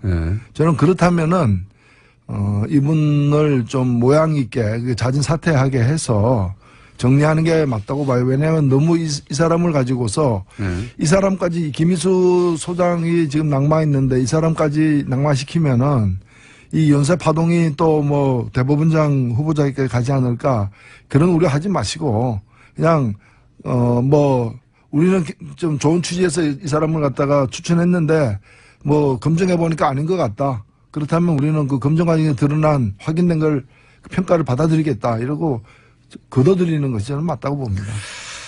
그리고 여당 내에서도 당혹스러운 부분이 많고, 처음에는 단순히 이제 종교적 입장이 있는데, 그거하고 정치하고 무관하다면, 그것 때문에 문제 삼을 수 없는 거 아니냐. 이 정도인 줄 알았으나, 그거보다는 다방면으로 문제가 많다라고 이제 언론의 보도에 따르면. 네. 뭐 생활부 한편으로는 이제 이 사람은 이념형 인간이 아니다. 그냥 생활 수준에서 생활의 약간의 좀 보수적인 저는 이런 그 문재인 정부 하에서도 보수적인 분들이 있을 수 있다고 봐요. 저도 그렇게 생각합니다. 보수가 뭐 죄입니까? 그 보수적인 철학을 가졌으되 또 이 정부에 복무할 수 있는 사람도 있다고 보는데 이분 같은 경우에는 그냥 생활 보수가 아니라 그냥 생활 극우예요. 그러니까 이 좀 극우적 생각이 뼛속 깊이 이렇게 물들어 있는 거고 그렇다 해서 그럼 전문성은 뛰어나느냐. 네. 그것도 별로 아니다고 보여지는 거죠. 저도 이 부분이 이 장관 후보까지 올라온 과정이 좀 미스테리합니다. 대부분 이때까지는 그런 이유로 여기까지 왔나 보다. 낙마한 분들도 납득이 갔는데 이분 좀 미스테리합니다. 네. 제가 듣기로는 이분이 28번째라 그래요. 그래요? 중소벤처부 장관을 갖다가 임명하는데 처음에 이제 그냥 그 이론만 있는 게 아니라 실물 경제, 벤처를 실제로 해봐서 성공한 어떤 경력이 있는 가능하면 분 중에서 고르려고 그쪽을 갖다가 사람을 찾았는데 괜찮은 사람이 많았음에도 불구하고 전부 다 자기가 보유하고 있는 주식 장관이 되는 순간에 백지신탁 백지신탁을 해야 되는데 그렇게 되면은 기업을 잃거나 그렇죠. 사업에 큰 문제가 있기 때문에 차라리 장관 안 하겠다라고 27명이 사양을 했대요. 그 장관까지 갈 정도의 성공을 했다면 나름 그 업계에서 성공을 한 분일 텐데 그렇죠. 주식을 백지신탁해야 되거든요. 그러면 이익 충돌 문제 때문에 그래서 그 업계에서 고르지 않고 바로 업계 옆에 있는 옆 동네에서 그러다 보니까 그 학계에서 이런 걸 좀 해봤던 분들 고르다가 처음 걸린 분이 이분이라 그래요. 그래서 인력풀이 오래 굉장히 갔군요. 이렇게 오랫동안 이분을 한번 국무위원으로 해봐야 되겠다라고 이렇게 한 게 아니고 이제 딴 데서 찾다가 1순위부터 27순위까지는 그렇게 되니까 시간이 밀리는 거죠. 지금 국무위원 중에서는 맨 마지막이잖아요. 시간이 밀린 거고 그래서 제가 그렇게 파악하셨군요. 네. 처음부터 좀 뭐 이 정치인을 포함해서 폭넓게 사람을 갖다가 이렇게 고르려고 했으면은 좀 더 쉽게 풀릴 수 있는 문제였다. 저는 그렇게 보여집니다. 알겠습니다. 저는 이런 일이 있으면 물어보지는 않거든요. 그냥 물어보지는 않았는데 다 물어보셨군요. 아니요. 가만히 있는데 설명을 해주더라고요. 가만히 있는데 설명을 해주더라고. 왜 이런 분을 제가 물었거든요. 아닌데 왜 이런 분을 왜 이렇게 된 거냐 추천했다니까 실은 이러면서 이제 설명이 있었습니다. 이러저러한 사정이 쭉 있었다. 조금 이해가 갑니다. 자, 정부의 사정을 정부보다 더 잘 알고 있는. 자, 그 다음 또 있습니다. 제가 보기에는 이 사안은 여러 뉴스에 묻혔는데 사실은 정치 지형에 미치는 영향으로는 지금까지 얘기한 뉴스보다 훨씬 큽니다. 뭐냐면 김무성, 유승민 의원이 이제 키스 사진이 화제가 됐어요. 네. 어제 하태경 최고위원 나와가지고 그게 이제 자발적으로 한 게 아니라 그 사진 뒤에 보면 양쪽에서 끌어당겨서 강제로 시킨 거다. 예, 라고. 이게 키스에 대한 모독이죠. 예, 사랑하지 않으면 키스를 하지 말아야 되는데 뭐 죽음의 키스도 아니고. 죽음의 키스. 예, 이거는 보는 사람으로 하여금 성적 수치나 혐오를 조장할 수 있는 그런 장면이었습니다. 크게 동의하고요. 크게 동의하고. 이제 그 키스로 그 사진만 노출됐기 때문에 두 양반이 사이가 좋은가 보다. 이런 이미지를 유포하였으나 실제로는 그 뒤에 그 어떤 알력 다툼, 세력 다툼을 보면 현재 통합파 언제부터 이렇게 되는지 모르겠습니다만 지금은 분명한 통합파. 그러니까 자유한국당과 다시 어떤 형식으로든 연대하거든 합쳐야 한다는 통합파를 이끌고 있고 김무성 대표가. 그리고 아니다. 우리 스스로 힘을 길러서 우리가 보수의 중심이 되고 시간이 걸리더라도 그렇게 가야 된다. 자강파, 유승민. 이렇게 갈라져 있는 겁니다. 게다가 그 앞에는 유승민 개로 자강파의 선두주자 혹은 가장 강성 의원이었던 이해운 대표는 날아가고 갑자기. 날아가면서 그 권력의 공백 이 두 파가 막 부딪히고 있는 거예요. 누가 이기냐에 따라서 바른정당이 뽀개지거나 합쳐지거나 사라지거나 이럴 수도 있는. 그러니까 원래 이 당 내에는 우리가 알다시피 그 통합파와 그다음에 자강파의 그 대립과 갈등이 이렇게 내재돼 있었는데 겉으로는 잘 안 드러났죠. 근데 이제 이해운 대표가 물러나면서 물러났다기보다는 강판당했다고 해야 되겠죠. 그러면서 비대위원장을 뽑아서 한 6개월 가거나 아니면은 직무대행을 세운 다음에 한 달 이내에 전당대회를 열어서 새 대표를 뽑거나 새 지도부까지 이제 둘 중에 하나를 택해야 되는데 어떤 경우든 간에 이제 내재돼 있던 두 파의 어떤 대립과 갈등이 표면화될 수밖에 없는. 왜냐하면 이제부터는 누가 잡는가에 따라서 자강으로 굳혀지거나 당분간 아니면은 통합이 빨라지거나 이런 이제 그 일정표가 이제 앞당기시게 된 거죠. 그렇죠. 그래서 더욱 지금 갈등이 이제 더 가속화되고 있는 거 아닌가. 이건 바른정당만의 문제로 끝나는 게 아니고 예. 만약에 통합파가 이긴다는 것은 자유한국당의 덩치가 지금부터 커지고 결국은 단독으로 국회 선진화법 때문에 단독으로 모든 법안을 막을 수도 있는 그 숫자에 불과 12석 모자라거든요. 예. 그 자유한국당이 그 일단, 12석을 예. 어떻게든지 확보하려고 노력할 것이다. 그렇죠. 자유한국당의 원내 이니셔티브 영향력이 강화되는 건 사실이죠. 왜냐하면 일단 지금 이제 바른당까지 합치면 127석이 되고 그렇게 되면 네. 120석인 민주당보다도 더 많아지니까 원내 네. 일당이 되는 거죠. 예. 그렇게 되면 원내 이제 그 여당이 예. 이제 제1야당이 원내 일당이 되는 네. 이제 그런 상황이 되고 이제 야당들 사이에서 이제 보수 야당이 둘밖에 안 남는 거죠. 예. 국민의당까지 해서 그렇게 되면 야당들 사이의 이니셔티브가 더 커지는 거고 지금은 사실 107석이긴 하지만은 지금 그 넋이 나가 있는 상태거든요. 단독으로 뭘 할 수는 없거든요. 뭘 할 수도 없고 예. 할 의사도 없고 상태도 좀 정상같이 보이지 않고 뭐 지금 그런데 이게 127석이 되면서 좀 달라질 수가 있죠. 120석만 넘어도 단독으로 저지가 가능하지 않습니까? 그러면 이게 어떤 의미가 있냐면 국민의당이 전폭적으로 현 여당을 지원해 주어도 국회 선진화법 때문에 결정적인 법안들을 통과 못 시킨다는 얘기거든요. 자유한국당 단독으로 사실상 문재인 정부가 하는 모든 주요 법안들을 막아설 수 있다는 거고 만약에 이거 통과시키면 우리한테 뭐 줘. 이런 딜의 파워도 엄청나게 높아진다는 거고요. 예. 이제 5분의 3이 무너지기 때문에 그런 거죠. 그렇죠. 5분의 3 때문에. 그게 이제 180석은 되어야 예. 국회 선진화법에 따라서 330일 이제까지 거치면서도 네. 이걸 돌파해낼 수가 있는데 이제 127석이 되면은 그게 이제 좀 힘들어지는 면은 있죠. 그리고 거기까지 이제 그 마지노선, 그러니까 그 5분의 1을 넘어서는 마지노선에서 12석밖에 안 남았어요, 거기가. 예. 12석을 저는 그래서 12명 다 못 데리고 오더라도 12명이라도 데리고 가라.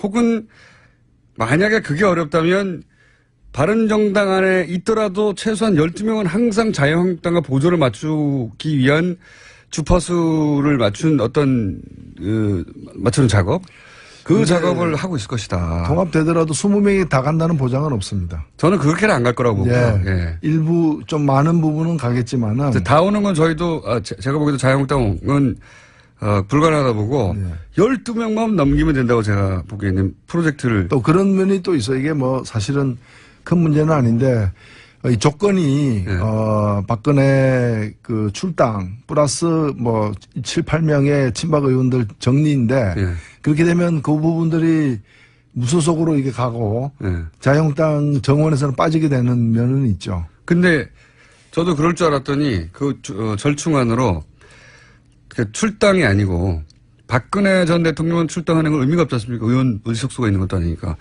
나머지 7, 8명의 친박 의원들은 당협위원장만 내려놓으면 의원직은 유지하잖아요. 예. 정당 소속도 유지하고. 당협위원장 내렸으니까 그걸로 이제 친박은 청산된 걸로 하고 당협위원장을 내려놓는 것도 작은 일은 아닙니다. 현직 의원으로. 하지만 출당하고는 다르고 그리고 당적은 유지하는 거니까 그 정도로 타협하고 예를 들어 주용 대표적인 통합파인 주영 원내대표가 이렇게 그러면 같이 손잡고 가자든가. 목욕하라 그러니까 양복만 갈아입고 나온 거네. 아니 방금 표현은 평상시에 그런 표현을 쓰십니까? 아니요. 순간적으로? 저도 처음 들었습니다. 저도 처음 아니 이게 천재들이 있습니다. 가끔 보면. 천재들 그래서 이게 이제 천재들 앞에서는 무릎을 꿇어야 된다. 노력으로 달성할 수가 없다. 목욕하라고 양복만 갈아입고 나왔다. 그런 셈이죠. 예. 그러는 갈등의 출발선에 서서 지금 힘겨루기를 하고 있는 상황이죠. 그렇죠. 예. 정확하게 말씀하신 것 같아요. 자, 이런 상황입니다. 자, 첼로 연주 잘 돼 가시는지 여쭤보고. 자, 입당원서 빨리 쓰십시오. 다음 주에 입당원서를 하나 갖다 주시면 제가 그거를 도장만 안 찍은 채로 쓰고 그럼 밀당을 하죠, 밀당을. 제가 이제 선 없는 첼로를 갖고 와야 되는데. 없는 첼로라. 오늘 여기까지 하겠습니다. 지금까지 노회찬 원내대표였습니다. 감사합니다. 네, 감사합니다. 불친절한 AS. 노회찬 대표가 왔다 가시면 항상 문자가 많이 옵니다. 많이 오는데 오늘은 유난히 많이 왔습니다. 중간에 이낙연 총리 이 방송 들으시면 한번 나와달라고 했더니 정말 연락이 왔어요. 물론 비서를 통하여. 부터 좀 더 공정한 채널을 보고 있습니다. 이런 말을 대정부지대에서 했는데 저희 방송을 평소에 들으시는 게 아닌가. 네. 여하간 그래서 1주년 저희가 9월 26일인가요? 9월 26일 맞습니다. 9월 26일 오전 7시 5분에 방송 시작하는데 한 6시쯤에 오면 저희 1층에 있는 공개 스튜디오에 들어오실 수 있을까요? 없을까요? 그건 모르겠습니다. 네. 그러면 서울에서만 갈 수 있는 거 아니냐 그렇게 새벽에 하면 전날 오시면 되죠. 아니 거기 그럼 숙소를 제공하냐? 아닙니다. 자, 그 외에 원정호 씨는 오늘도 여전히 오늘 이야기 참 유익하네요. 문자가 아침 7시에 6분에 와 있습니다. 그리고 과학 얘기 오늘 역대급으로 재밌네요. 네. 총수에 박장돼서 정말 오랜만입니다. 8시에 와 있습니다. 하필이. 다시 한번 알려드립니다. 이낙연 총리님 비서실에서는 말 바꾸면 안 됩니다. 이제 공개방송에서 나왔기 때문에 공개방송에 나오셔서 자리를 빛내주시고 노회찬 의원도 나온다고 하니 그날은 뭐랄까요 말에 대향연이 벌어지지 않겠는가. 예. 여기까지 하겠습니다. 예.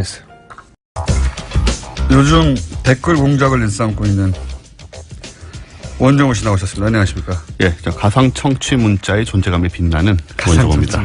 네.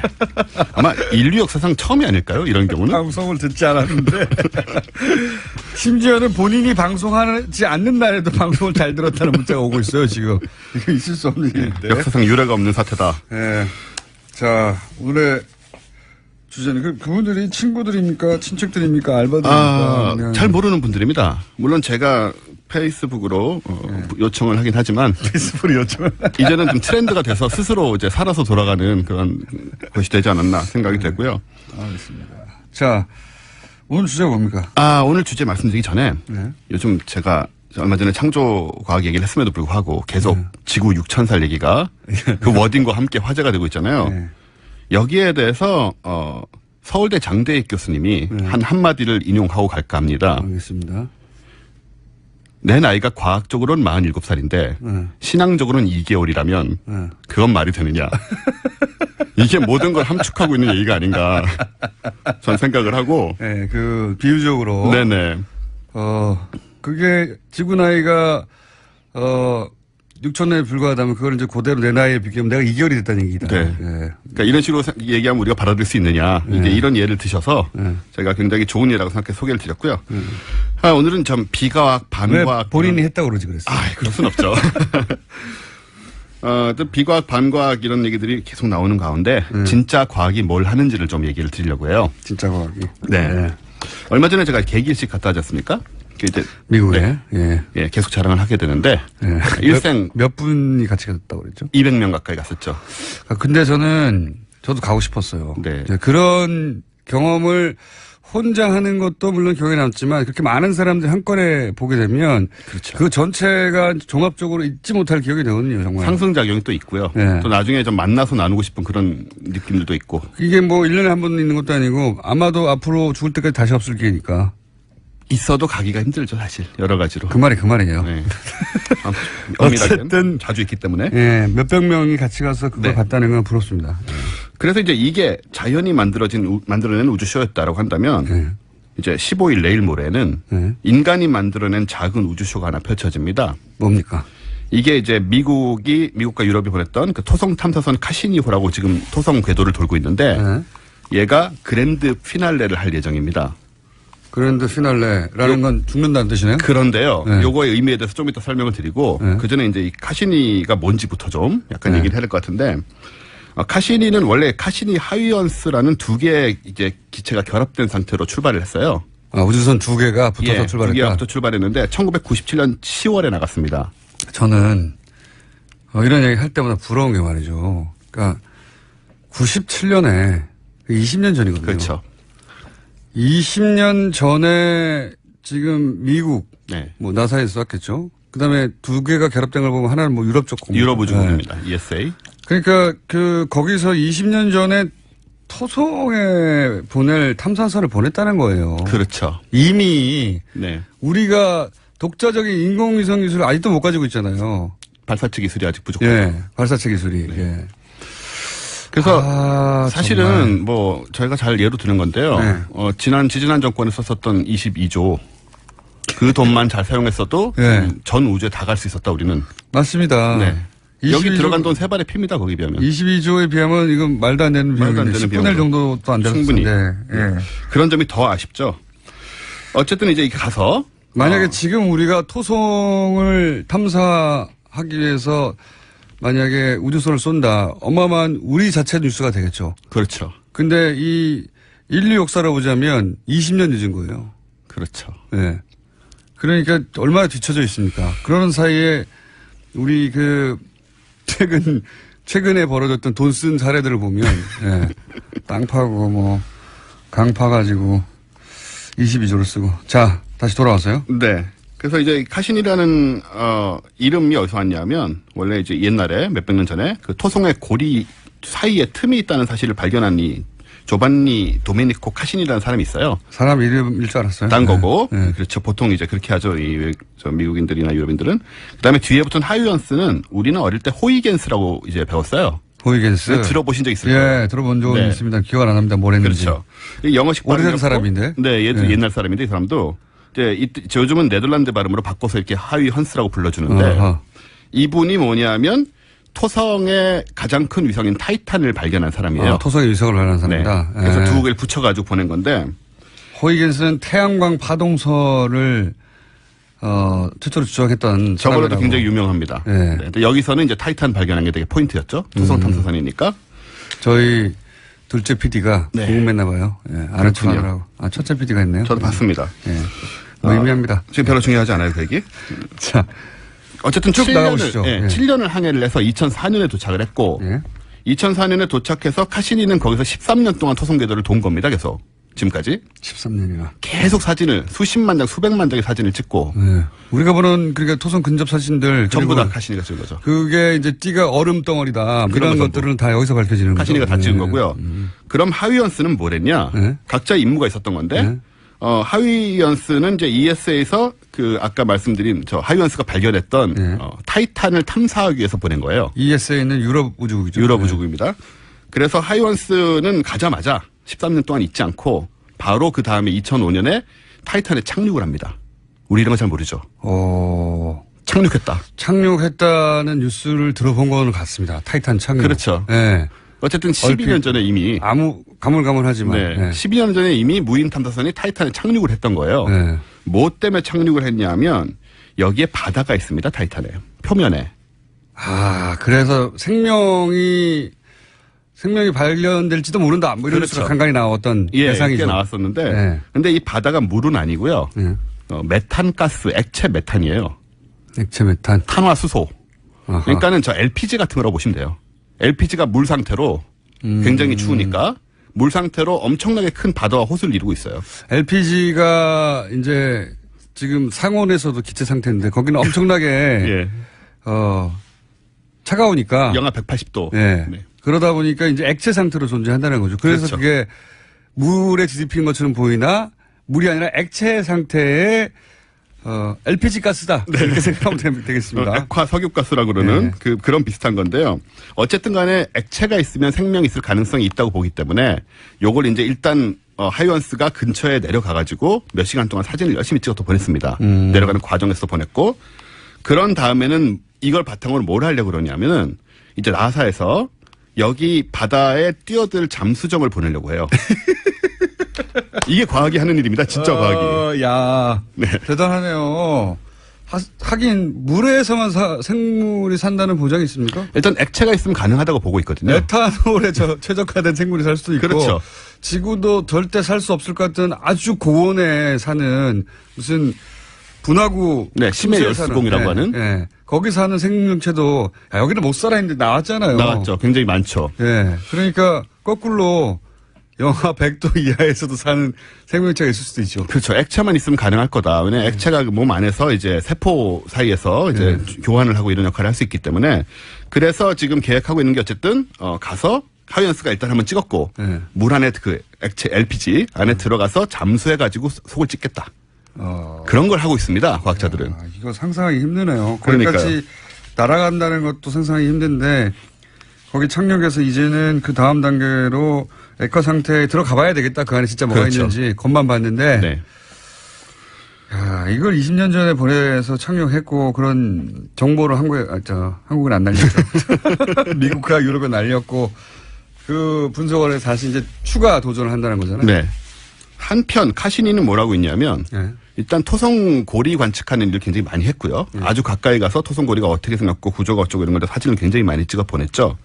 그런 다음에 또 하나 재미있던 부분은 뭐냐면 제가 말씀드렸는지 모르겠는데 엔켈라두스라고 토성의 위성이 있는데 얘는 표면이 전부 물 얼음입니다. 물 얼음이고 그 안쪽에는 그것도 이 물을 할 때 물은 액체를 의미하는 거 아니에요? H2O요. 진짜 H2O. 예. H2O지만 얼음 상태인데 그 안쪽에 얼음벽의 안쪽에 거대한 바다가 있다. 라는 게 지금 정설이에요.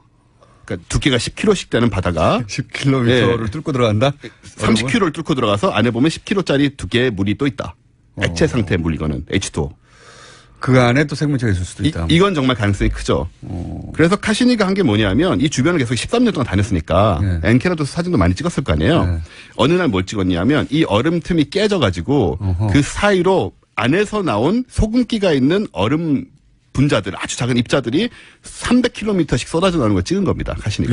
위로. 쏟는 걸. 그렇죠. 그러니까 속에서 나온 걸. 우리로 치면은 지구에서 마그마가 분출되는 게 화산인데 그런 것처럼 여기는 이제 땅이 아니라 얼음이 덮고 있고 그 아래를 마그마가 아니라 물이 차고 있는데 마그마가 치솟듯이 물이 이렇게 치솟는 거를 발견했다. 예, 나오자마자 얼음이 되긴 했지만 어쨌든 그걸 아주 생생한 사진으로 찍어서 저는 이제 속으로 이제 저기 튀어나왔으면 저 안에 무슨 새우 같은 거라도 같이 튕겨 나오지 않았을까 정도의 상상을 하게 되는데 그래서 이 사진을 참 찍고 부족하시네요. 아, 예. 그럼 어떻게 상상하시겠어요? 중요한 건 뭐냐면 이래서 카시니가 그걸 보고 여기에 또 후속 연구가 시작이 돼서 뭘 하기로 했냐면 그 얼음 틈으로 로봇을 내려보낼 겁니다, 이제. 그래가지고 30km 얼음을 질질줄줄 내려가서 얼음 안쪽에 붙어서 거기서 잠수정을 또 내릴 거예요. 그래서 그 안을 또 찍을 겁니다. 그 장면이 만약에 그 지구에 전송되면 굉장히 인상적일 것 같아요. 정말 엄청난 일이 되죠. 지구 위의 곳에서 물이 있고 네. 그 새우가 안에 있고. 새우요? 저는 새우를 밀고 있습니다. 저는 외계인을 밀고 있습니다. 얼음 외계인. 네, 어쨌든 저 안에 생명이라도 사진에 찍혀서 이렇게 거대한 얼굴이라도 나오고 이제 전송될 가능성이 없지 않은 거거든요. 그러니까요. 아니 아무것도 없다, 물밖에 없더라 하는 장면도 인상적일 수밖에 없죠. 그렇죠. 그 외계 행성에 가지고 있는 지구 위의 곳에서 물을 찍은 거니까요. 그렇죠. 액체의 물을 찍은 거니까. 이런 것들이 지금 추진이 되고 있어서 적어도 20-30년 내로는 다 성과를 보지 않을까 아무리 길어도. 근데 거기까지 날리는 것도 시간이 걸리고요. 가는데 시간도 걸리고요. 지금 저희가 얘기한 게 빨라도 한 10년 정도는 돼야 이루어질 일 같은데요. 예. 어쨌든 간에 이걸 구체적으로 계획을 세우고 진행하고 있다는 점이 대단한 거죠. 20년 전에 세웠던 계획대로 조그마한 아주 기체가 토성까지 날아가가지고 거기 위성에 내려앉았다는 것 자체가 대단한 거죠. 그렇죠. 대단한 겁니다. 하다 보니까 이런 것들이 또 파생돼 나와서 또 게다가 20년간 그 주위를 계속 돌았다는 거 아니에요? 인공의 그렇습니다. 그 물체가 인간들이 만든 그리고 20년 동안 끊임없이 인간이 명령한 대로 데이터를 보내왔다는 거 아닙니까? 그런 거죠. 이제 끝나게 되는데 그럼 그랜드 피날레는 뭐냐? 그 얘기는 하고자 가야 되니까. 40초 남았어요. 예, 얘가 이제 수명이 다 됐어요. 다 됐는데 얘를 토성에다 떨어뜨릴 겁니다. 왜냐하면 폭파시키는 거네요? 예, 폭파시키는 건데 왜냐하면 이걸 놔둬버리면 돌아다니다가 이 생명이 있을지 모르는 이 두 위성에 부딪힐 수가 있어요. 생명이 있을지도 모르니까. 예, 이게 되게 중요합니다. 그래서 아하. 이 방사능 물질을 갖고 이 운행을 하고 있기 때문에 그렇죠. 얘네들에게 생명 손상을 줄까봐 그걸 신경을 써가지고 토성에 떨어뜨리는 거예요. 쓰레기를 소각하는 거네요. 그렇죠. 혹시라도 생명에 우리가 오염을 시키면 안 되니까. 분리수거하는 거네요. 우주 분리수거. 예. 떨어지면서 생명을 피해서 떨어지는 그 섬세함이라는 게 또 있는 거고요. 네. 떨어지면서 이제 토성의 대기를 뚫고 지나가면서 그 사진을 다 보낼 겁니다. 마지막으로. 토성은 땅이 없잖아요. 가스 그렇죠. 행성이니까. 가스니까. 그래서 그 정보를 우리한테 다 보내주고 얘는 산화할 거예요. 그게 그랜드 피날레입니다. 과학은 이런 일을 하고 있다. 과학은 이런 일을 네. 하고 있다. 진짜 과학은. 여기까지 하겠습니다. 원종호 씨였습니다. 감사합니다. 내일 뵙겠습니다. 안녕. 이렇게 생각할 수도 있지만 부장판사가 내부보다 힘이 세다고 저는 보지는 않습니다. 당연히. 예. 대통령도 아니고요. 자, 서로 주고받는 점이 있겠죠. 여기까지 하겠습니다. 시사인의 김은지였습니다. 감사합니다. 국군의 날은 10월 1일이죠. 그런데 이날이 아니라 이번 주 일요일 9월 17일로 변경해야 한다는 주장이 등장하기 시작했습니다. 어제 대정부 질의에서도 국무총리 상대로 이 질문이 나왔었는데 국군의 날 변경을 주장하시는 분입니다. 이준식 근현대사 기념관 관장님 나오셨습니다. 안녕하십니까? 예, 안녕하세요. 예. 9월 17일이 무슨 날입니까? 예. 임시정부 산하 국군인 한국광복군이 창군된 날입니다. 광복군 창건일이다. 아하. 그러니까 이제 국군이 아니라 광복군 이제 독립운동을 하던 광복군이 처음 만들어진 날이 국군의 날이어야 하는 거 아니냐 이런 얘기네요 한마디로. 뭐 설득되려고 하는데 그 말을 듣자마자 설득되려고 하는데 그게 그러면 언제입니까? 1940년 9월 17일 중국의 충칭에서 광복군이 창군됐습니다. 근데 임시정부는 그 전부터 있었지 않습니까? 임시정부는 1919년에 출범했는데요. 그래서 그걸 건국으로 봐야 된다 뭐 이렇게. 요즘 그런 얘기도 나오고 있죠. 저는 개인적으로 건국이란 말은 별로 좋아하지 않습니다만은. 그러니까 1919년 중국에서 임시정부가 출범했는데 임시정부가 1920년에 바로 독립전쟁 원년이라는 걸 선포합니다. 그러니까 1920년에. 1920년에 우리가 일제에게 전쟁에서 져서 국권을 빼앗겼으니까 독립을 이루기 위해서는 다시 일본과 전쟁을 해야 된다. 그래서 독립전쟁이라고 그러고 1920년이 독립전쟁 첫 해다. 그러니까 전쟁을 하려면 군대가 필요하지 않겠습니까? 그래서 이제 임시정부 산하의 국군을 만들겠다는 구상에 착수를 하는데 당시 중국이 남의 땅이니까요. 남의 땅에서 군대를 만드는 게 결코 쉬운 일이 아니었습니다. 다른 나라 그 나라가 인정해 줄 리가 없죠. 예, 인정해 줄 리가 없죠. 그러니까 군대를 만들기가 쉽지 않으니까 처음에는 이제 만주에서 활동하던 독립군 부대하고 연계해서 이제 국군을 활용하겠다. 임시정부하고 무관하게 독자적으로 움직이던 독립군을 만주 독립군을 임시정부 산하로 편입을 시켜서 이제 국군을 만들겠다 그런 구상을 이제 갖기도 했는데 이게 쉽지 않았습니다. 그래서 국군을 만든다는 게 임시정부에 모인 독립운동가들의 아주 오랜 꿈이었는데요. 그렇겠죠. 네, 당연히. 꿈이 이제 1940년에 실현이 된 겁니다. 그래서 임시정부 산하 국군으로 이제 한국 광복군을 창건하게 되죠. 정식으로 군대를 만든 겁니다. 그렇군요. 사실 다른 나라의 사례를 보더라도 모든 망명 정부가 그 나라에서 정부를 두지 못하고 망명하게 되는 망명 정부가 결국은 이제 자기들 원래 땅을 점령하고 있는 식민 본국이든 또는 그 순간 침략해온 나라든 간에 그 상대에서 이런 군대를 만들려고 하죠. 군대가 없으면은 싸워서 다시 찾을 수가 없으니까. 근데 이제 우리는 1940년에 임시정부가 광복군을 공식적으로 창건했다. 창건하였다. 그렇군요. 그럼 실제 그때 부대라고 할 만한 인원도 있었습니까? 처음에는 주로 이제 사령부 중심의 군대였습니다. 이제 장교가 더 많았던 사병보다는 장교가 많던 군대였는데 어쩔 수 없죠. 왜냐하면은 당시 중국 안에 사병이 될 수 있는 우리 동포수가 많지 않았으니까요. 그러니까 이제 어쨌거나 동포수가 있다 하더라도 원래 사병이 돼야 되는 거예요. 그리고 이제 되게 독립운동 하시던 분들이 나이가 많으니까 이제 사병은 상대적으로 적었죠. 그러면서도 이제 한국 광복군이 계속 사병을 확대하기 위해서 노력을 했고요. 그래서 아시아 태평양 전쟁이 끝날 무렵에는 그래도 이제 꽤 많은 이제 병사들을 확보하는 데 성공을 했고요. 그런데 중국의 입장에서 보자면 자기 땅에 다른 나라의 군대가 창군됐다고 주장하는 거 아닙니까? 그리고 실체가 지금 뭐 적더라도 생겨버리기 시작하면 가만두진 않았을 것 같은데요. 이게 많이 알려지기로는 이제 중국 국민당 정부가 임시정부와 한국 광복군을 적극적으로 지원했다고 알려져 있는데, 근데 사실은 견제를 많이 했습니다. 왜냐하면 자기 땅에서 군대 만들겠다 그러는데 누가 좋아하겠습니까? 그렇죠. 그러니까 처음에는 이제 견제를 많이 했습니다. 그래서 견제하는 방법이 한국 광복군을 만들 때 중국 국민당 군에 통제 아래 두겠다. 요즘 말로 하면 통수권, 작전권이죠. 그러니까 통수권을 중국 정부가 갖는다는 조건으로 한국 광복군을 승인하려고 하니까. 굉장히 뭔가 서글픈데 왜냐하면. 그렇죠. 지금도 한국은 미국의 전시작전권 문제하고 이제 연동이 되는 거죠. 가지고 있었는데 임시정부가 창군할 때부터 중국이 또 작전권을 행사하겠다고. 그래서 이제 임시정부에서 단안을 내립니다.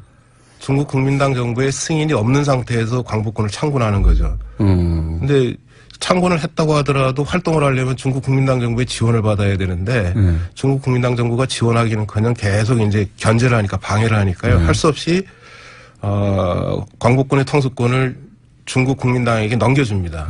굴욕적인 거죠, 사실 따지고 보면. 그래서 뭐 이해 갑니다, 저는. 그래서 그렇지 않을 방법이 또 도리가 별로 없어요. 그래서 한 2, 3년에 걸쳐서 임시정부하고 광복군이 그 통수권을 되찾기 위해서 굉장히 애를 많이 씁니다. 지금의 역사의 복사판이네요. 그래서 1944년에 드디어 통수권을 찾아옵니다.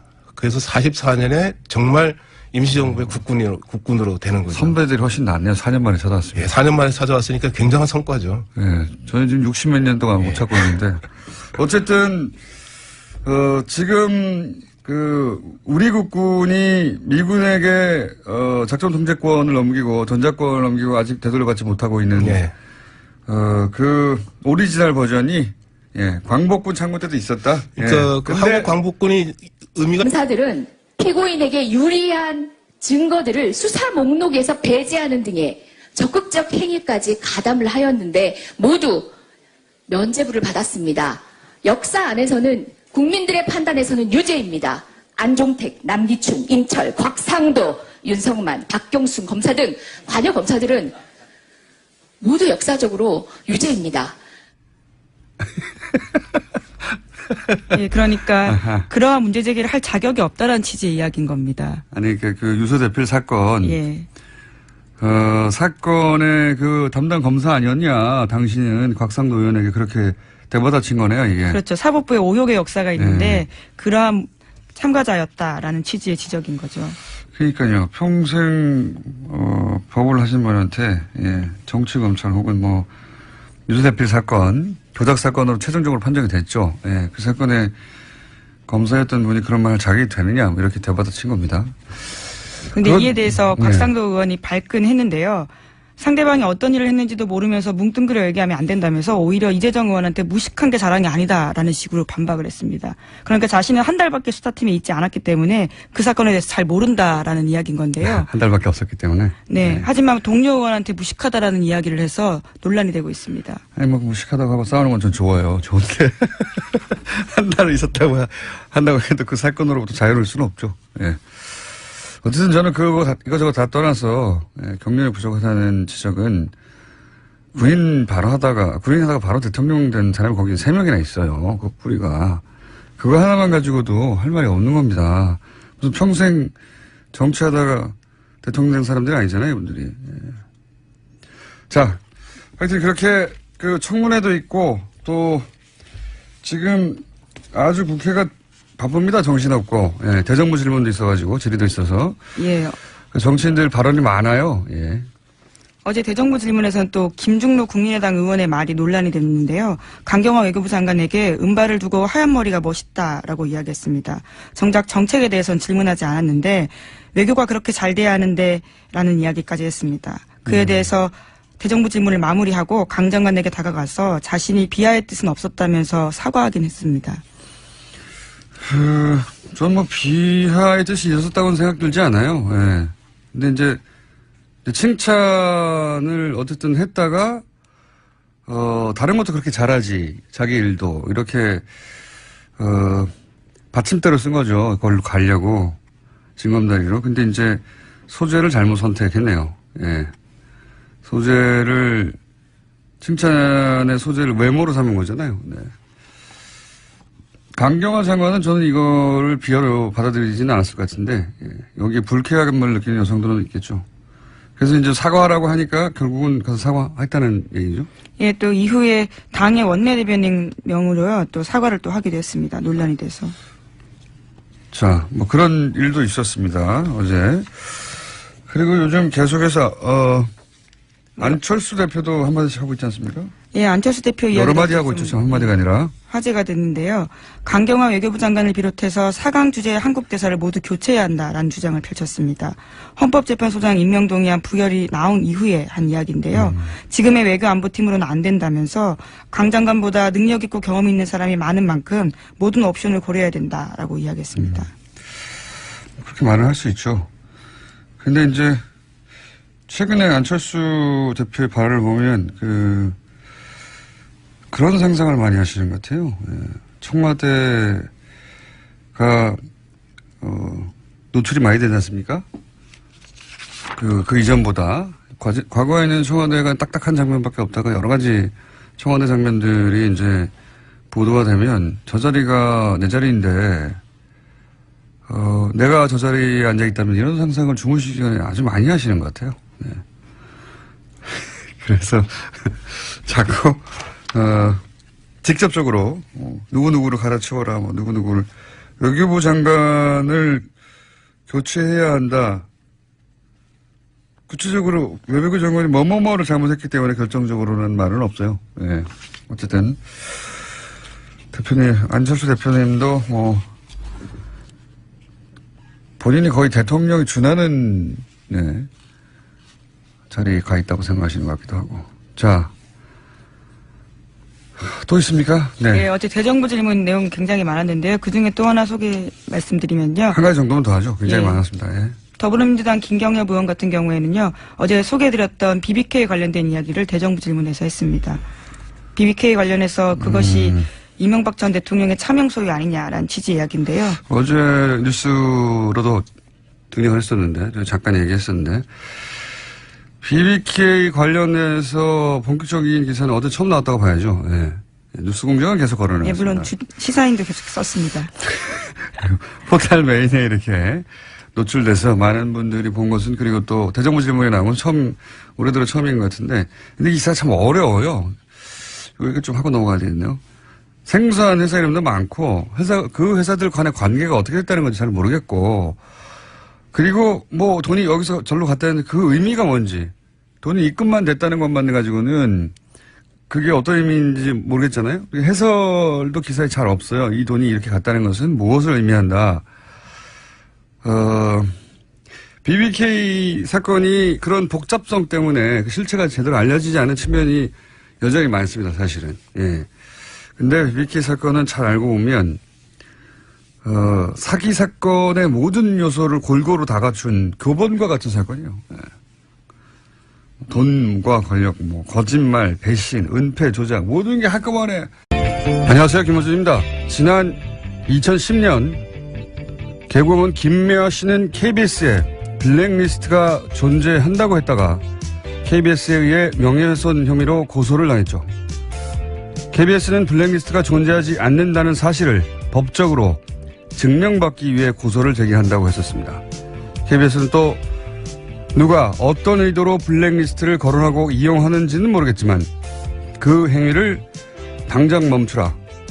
방송의 공정성, 독립성을 말하면서 그것을 지키는 근간인 방송법의 정당성을 침해하고 방송에 개입하려는 것은 그야말로 자기당착적 행위라고 주장했었습니다.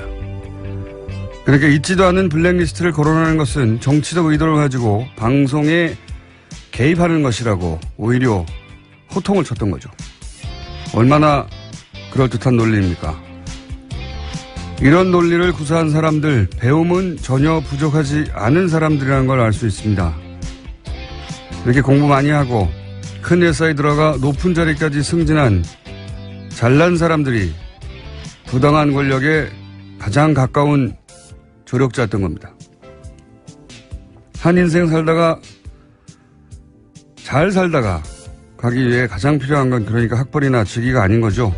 모두가 김미화 씨처럼 용감할 수는 없지만 적어도 부끄러워할 줄은 알면서 살다가 갑시다. 김어준 생각이었습니다.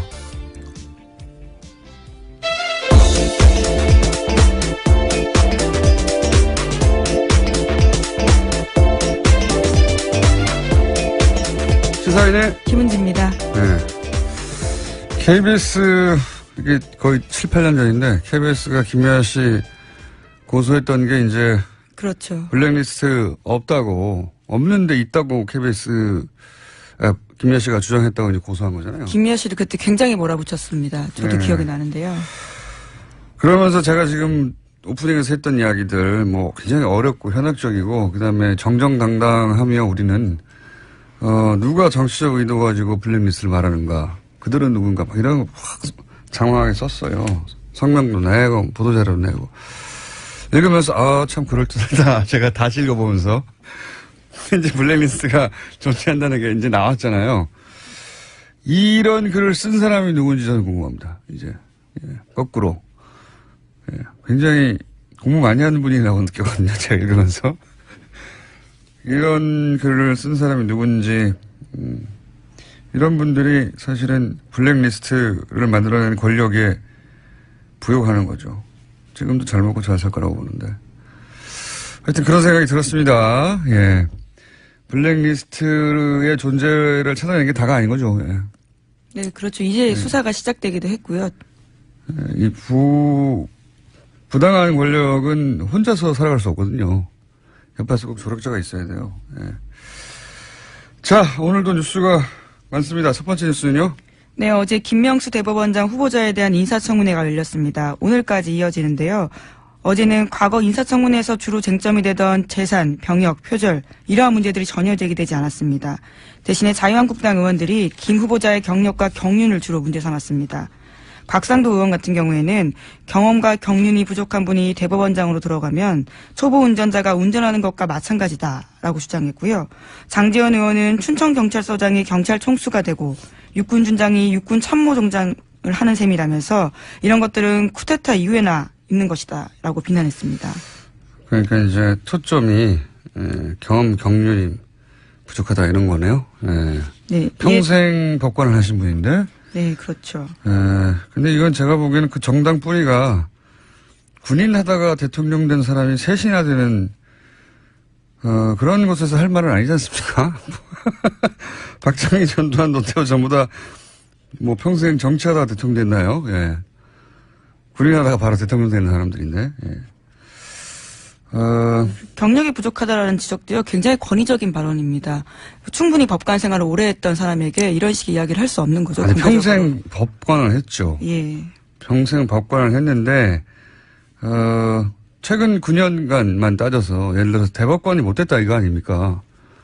자랑스러운 거예요. 대법관 출신이 아니라는 점 때문에 지금 네. 문제 제기를 하고 있는 건데요. 이에 대해서 어제 김명수 후보자가 자신의 입장을 밝혔는데 우려는 알겠지만 지금 시대에서 요구하는 대법원장상이 그런 권위와 경력을 가져야 하는지 의문이다라고 맞받았습니다. 아니면 자유한국당에 있는 의원들은 평생 정치만 하다가 됐나요? 대부분 딴 거 하다가 영입된 사람들이에요. 이게 저는 이 논점, 이게 공격 포인트가 된다고 생각한 게, 바본가? 이런 생각하는 게, 아니, 곽상도 의원 본인은 평생 정치만 했습니까? 그 검찰 출신 아니에요? 예, 심지어 평생 판사 일만 했습니다. 이 후보자는요. 네. 곽상도 의원 본인도 직접, 검찰이야 검찰, 정치 검찰이어서 정치를 했다고 할래나요? 어쨌든, 저는 이게 공격 포인트가 생각하는 건 좀, 이게 먹힐 거라고 생각하는 건 사람들에게. 이해가 안 가는데, 곽상도 의원하고 그래서 이제 이재정 의원하고 또 말다툼도 있지 않았습니까? 이 건 가지고? 예, 어제 이재정 의원이 곽상도 의원이 그런 지적을 할 자격이 없다라는 취지의 말을 하면서요, 과거 사건에 대해서 언급을 한 건데. 잠깐만요. 저희, PD들이 그 컷을 따놨나요? 예. 네. 웬일입니까? 일을 다 했네요. 네. 먼저 들어보겠습니다. 유서대필 조작 사건 잘 알고 계시지요? 예, 들은 바 있습니다. 예. 최근에 국가배상 청구 소송에서 원고 일부 승소 판결을 하였는데요. 당시에 토탈 패키지 들어있거든요. 어제 오늘, 어제죠 주로. 어제 논란이 됐던 게 뭐냐. BBK 전문가로서 최대한 쉽게 설명을 하면 BBK 문제는 결국 누가 주인이냐 하는 문제거든요. 그렇죠. 네. 의혹을 제기하는 쪽은 이명박 전 대통령이 실소유주다.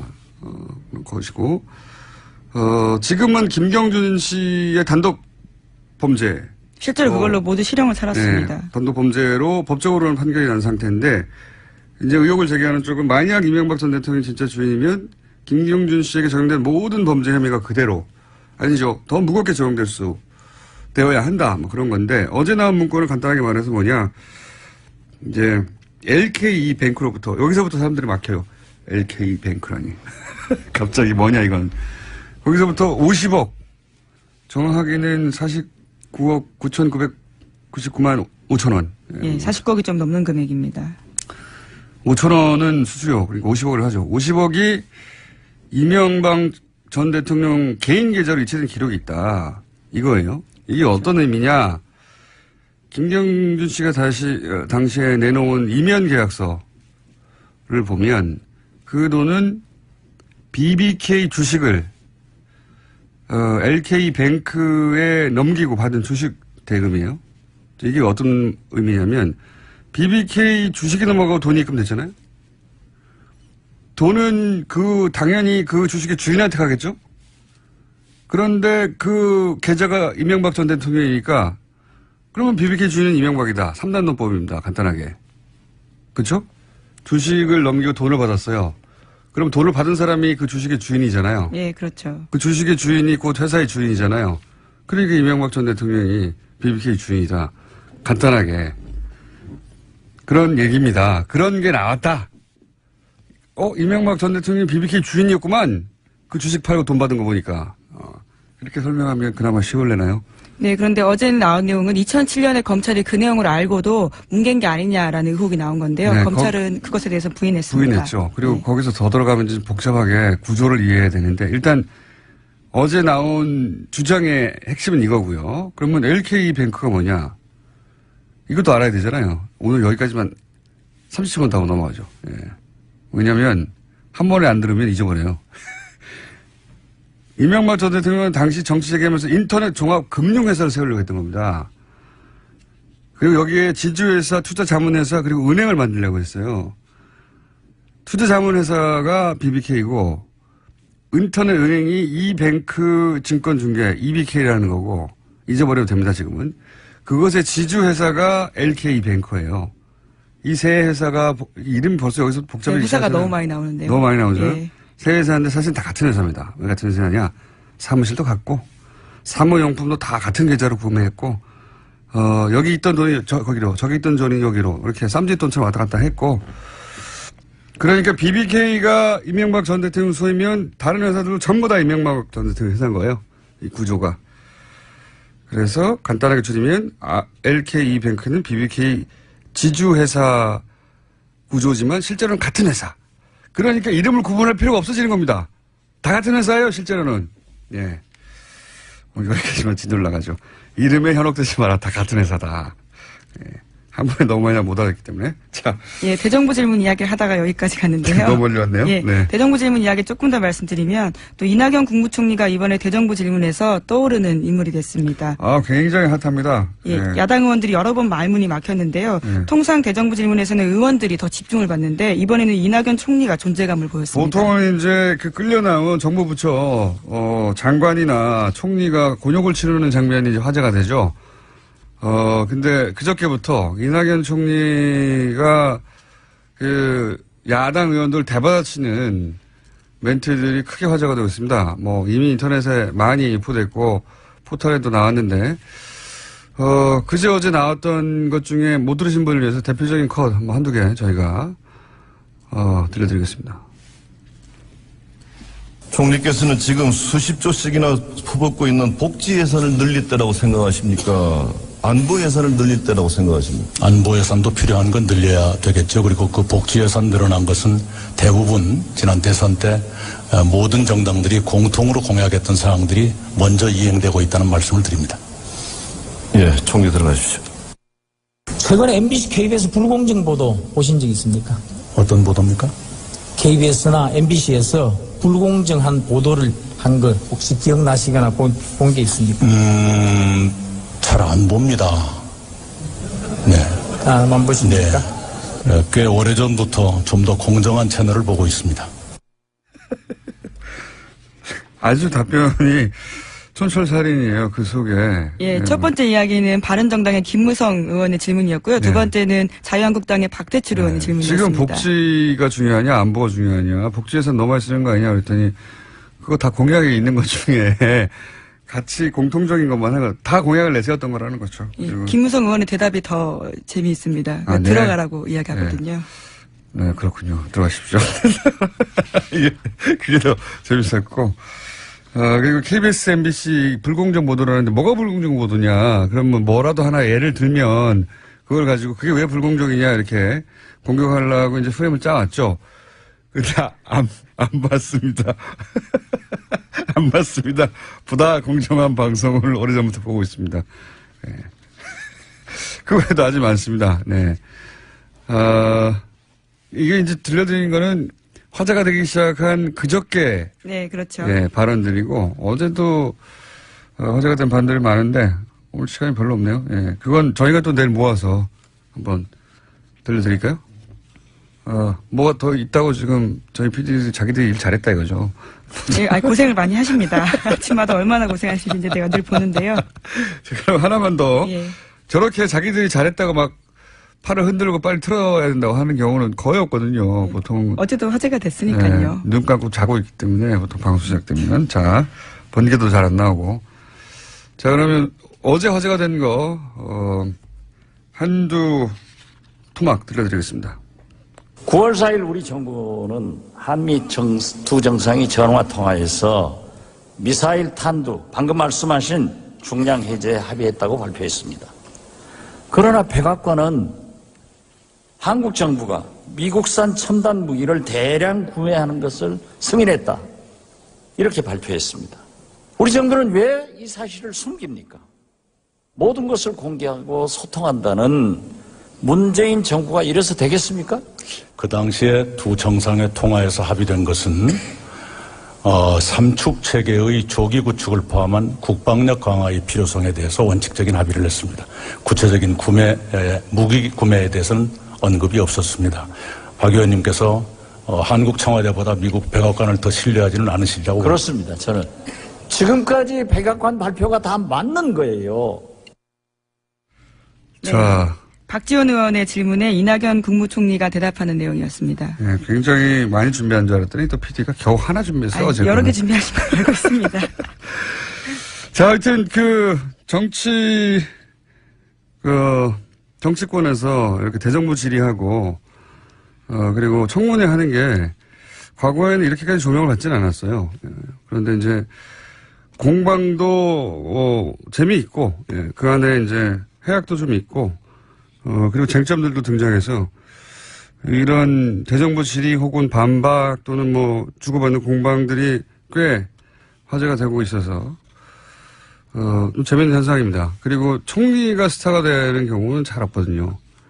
아무래도 주로 방어의 역할을 하기 때문에요. 총리는 아니기 때문에 가능한 무난한 얘기를 개별 장관이 또 따로 있잖아요. 예, 개별 부처의 그렇죠. 장관이. 거긴 좀 첨예해도 장관은 좀 포괄적이고 무난한 답변을 하기 마련인데 그 무난한 답변을 안 한 건 아니에요. 무난하게 답변했는데도 불구하고 그 안에 이제 짧은 해악 촌철살인 혹은 반론 상대방 질의하는 사람 분명히 크게 준비한 질문이고 함정에 빠뜨리려고 하는 건데 그걸 대받아서 상대를 함정에 빠뜨려서 아주 최근 인기가 급상승하고 있습니다. 네. 저희 방송에 한번 모셔보겠습니다. 총리님? 방송 듣고 계시면 연락을 드릴 테니까, 예. 자, 다음 뉴스는요, 한두 가지 정도 더 할 수 있을 것 같습니다. 네, 그제 청문회를 마친 박성진 후보자 인사청문 보고서 채택이 오늘 오전으로 미뤄졌습니다. 야3당은 부적격으로 결론을 냈는데 여당이 최종 조율을 위해서 시간을 달라고 요청했기 때문입니다. 앞서 여당 청문위원들 회의에서도 부적격 의견이 다수였다라고 하는데요. 청와대에서도 고심이 깊어서 관계자 말로 SBS와 인터뷰에서 후보자가 자신에게 주어진 법적 시간을 활용하길 바란다라는 멘트도 나왔습니다. 우리나라에 뭐 종교부가 있는 건 아니잖아요. 그러니까 이게 특히 중소 벤처 기업 이러면 이제 꼭 그런 건 아니지만 IT 쪽에 관련 업체들 혹은 뭐 업무들이 많을 텐데 이제 기본적으로 그런 과학을 한 사람들은 모욕적으로 들릴 정도의 발언이죠. 예를 들어서 뭐 지구 나이가 얼마나 됐냐? 6,000년이라는 발언을 했습니다.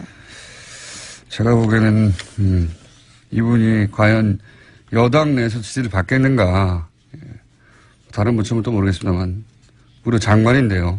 중소 벤처기업부인데요. 그리고 자 그렇고요. 6,000년 이거는 아니지 않습니까? 이렇게 말하는 건 자신의 신앙을 개인적으로 믿는 건 상관없는데 어쨌든 청문회 자리에 나와서도 그렇게 공개적으로 얘기했다는 것이고 청문회 자리에서 이 정도로 얘기했다면 자신의 종교가 모든 분야에 영향을 미친다고 봐야죠. 이렇게 믿는다면. 자, 이 정도 해야 되겠네요. 예. 오늘 뉴스가 많았는데. 예, 네이버 관련된 소식 하나만 더 전해드리면요. IT 연결해서요? 네. 예. 진경준 전 검사장 딸 가해줬다는 소식 어제 전해드렸는데요. 이번에는 다른 고위법관 아들을 채용 절차 없이 인턴으로 받았다라고 합니다. 어제는 검사장이었고 오늘은 부장판사입니까?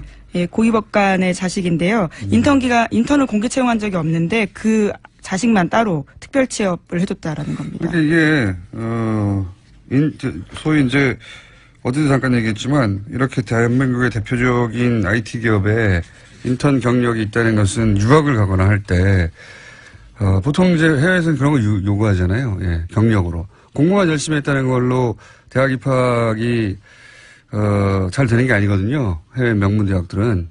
그래서 누구나 다 아는 그 나라의 최고의 뭐 예를 들면 미국에서 구글에서 근무했다거나 애플에서 근무했다는 경력 그 자체가 그 정도 기업이 인정했을 정도라면 인턴으로 채용했을 정도라면 그리고 그 정도 기업에서 경력을 쌓았다면 이게 이제 입학 유리하게 작용하는 경우가 많거든요. 제가 보기엔 그런 루트로 네이버를 이용했고 네이버는 기꺼이 거기에 응해 준 겁니다. 예. 예, 진 검사장 같은 경우에는 그런 경우였던 걸로 보이고요. A 부장판사의 아들 같은 경우에는 미국 대학 재학 중에 여름방학을 이용해서 한국에 4주 동안 와서 일했다고 합니다. 대학원 갈 때도 마찬가지예요. 예, 그런 경력을 중간중간 쌓아놓는 겁니다. 방학 때. 어쨌든 뭐 이거 관련해서 네이버도 거절하지 못할 상대가 아니었겠는가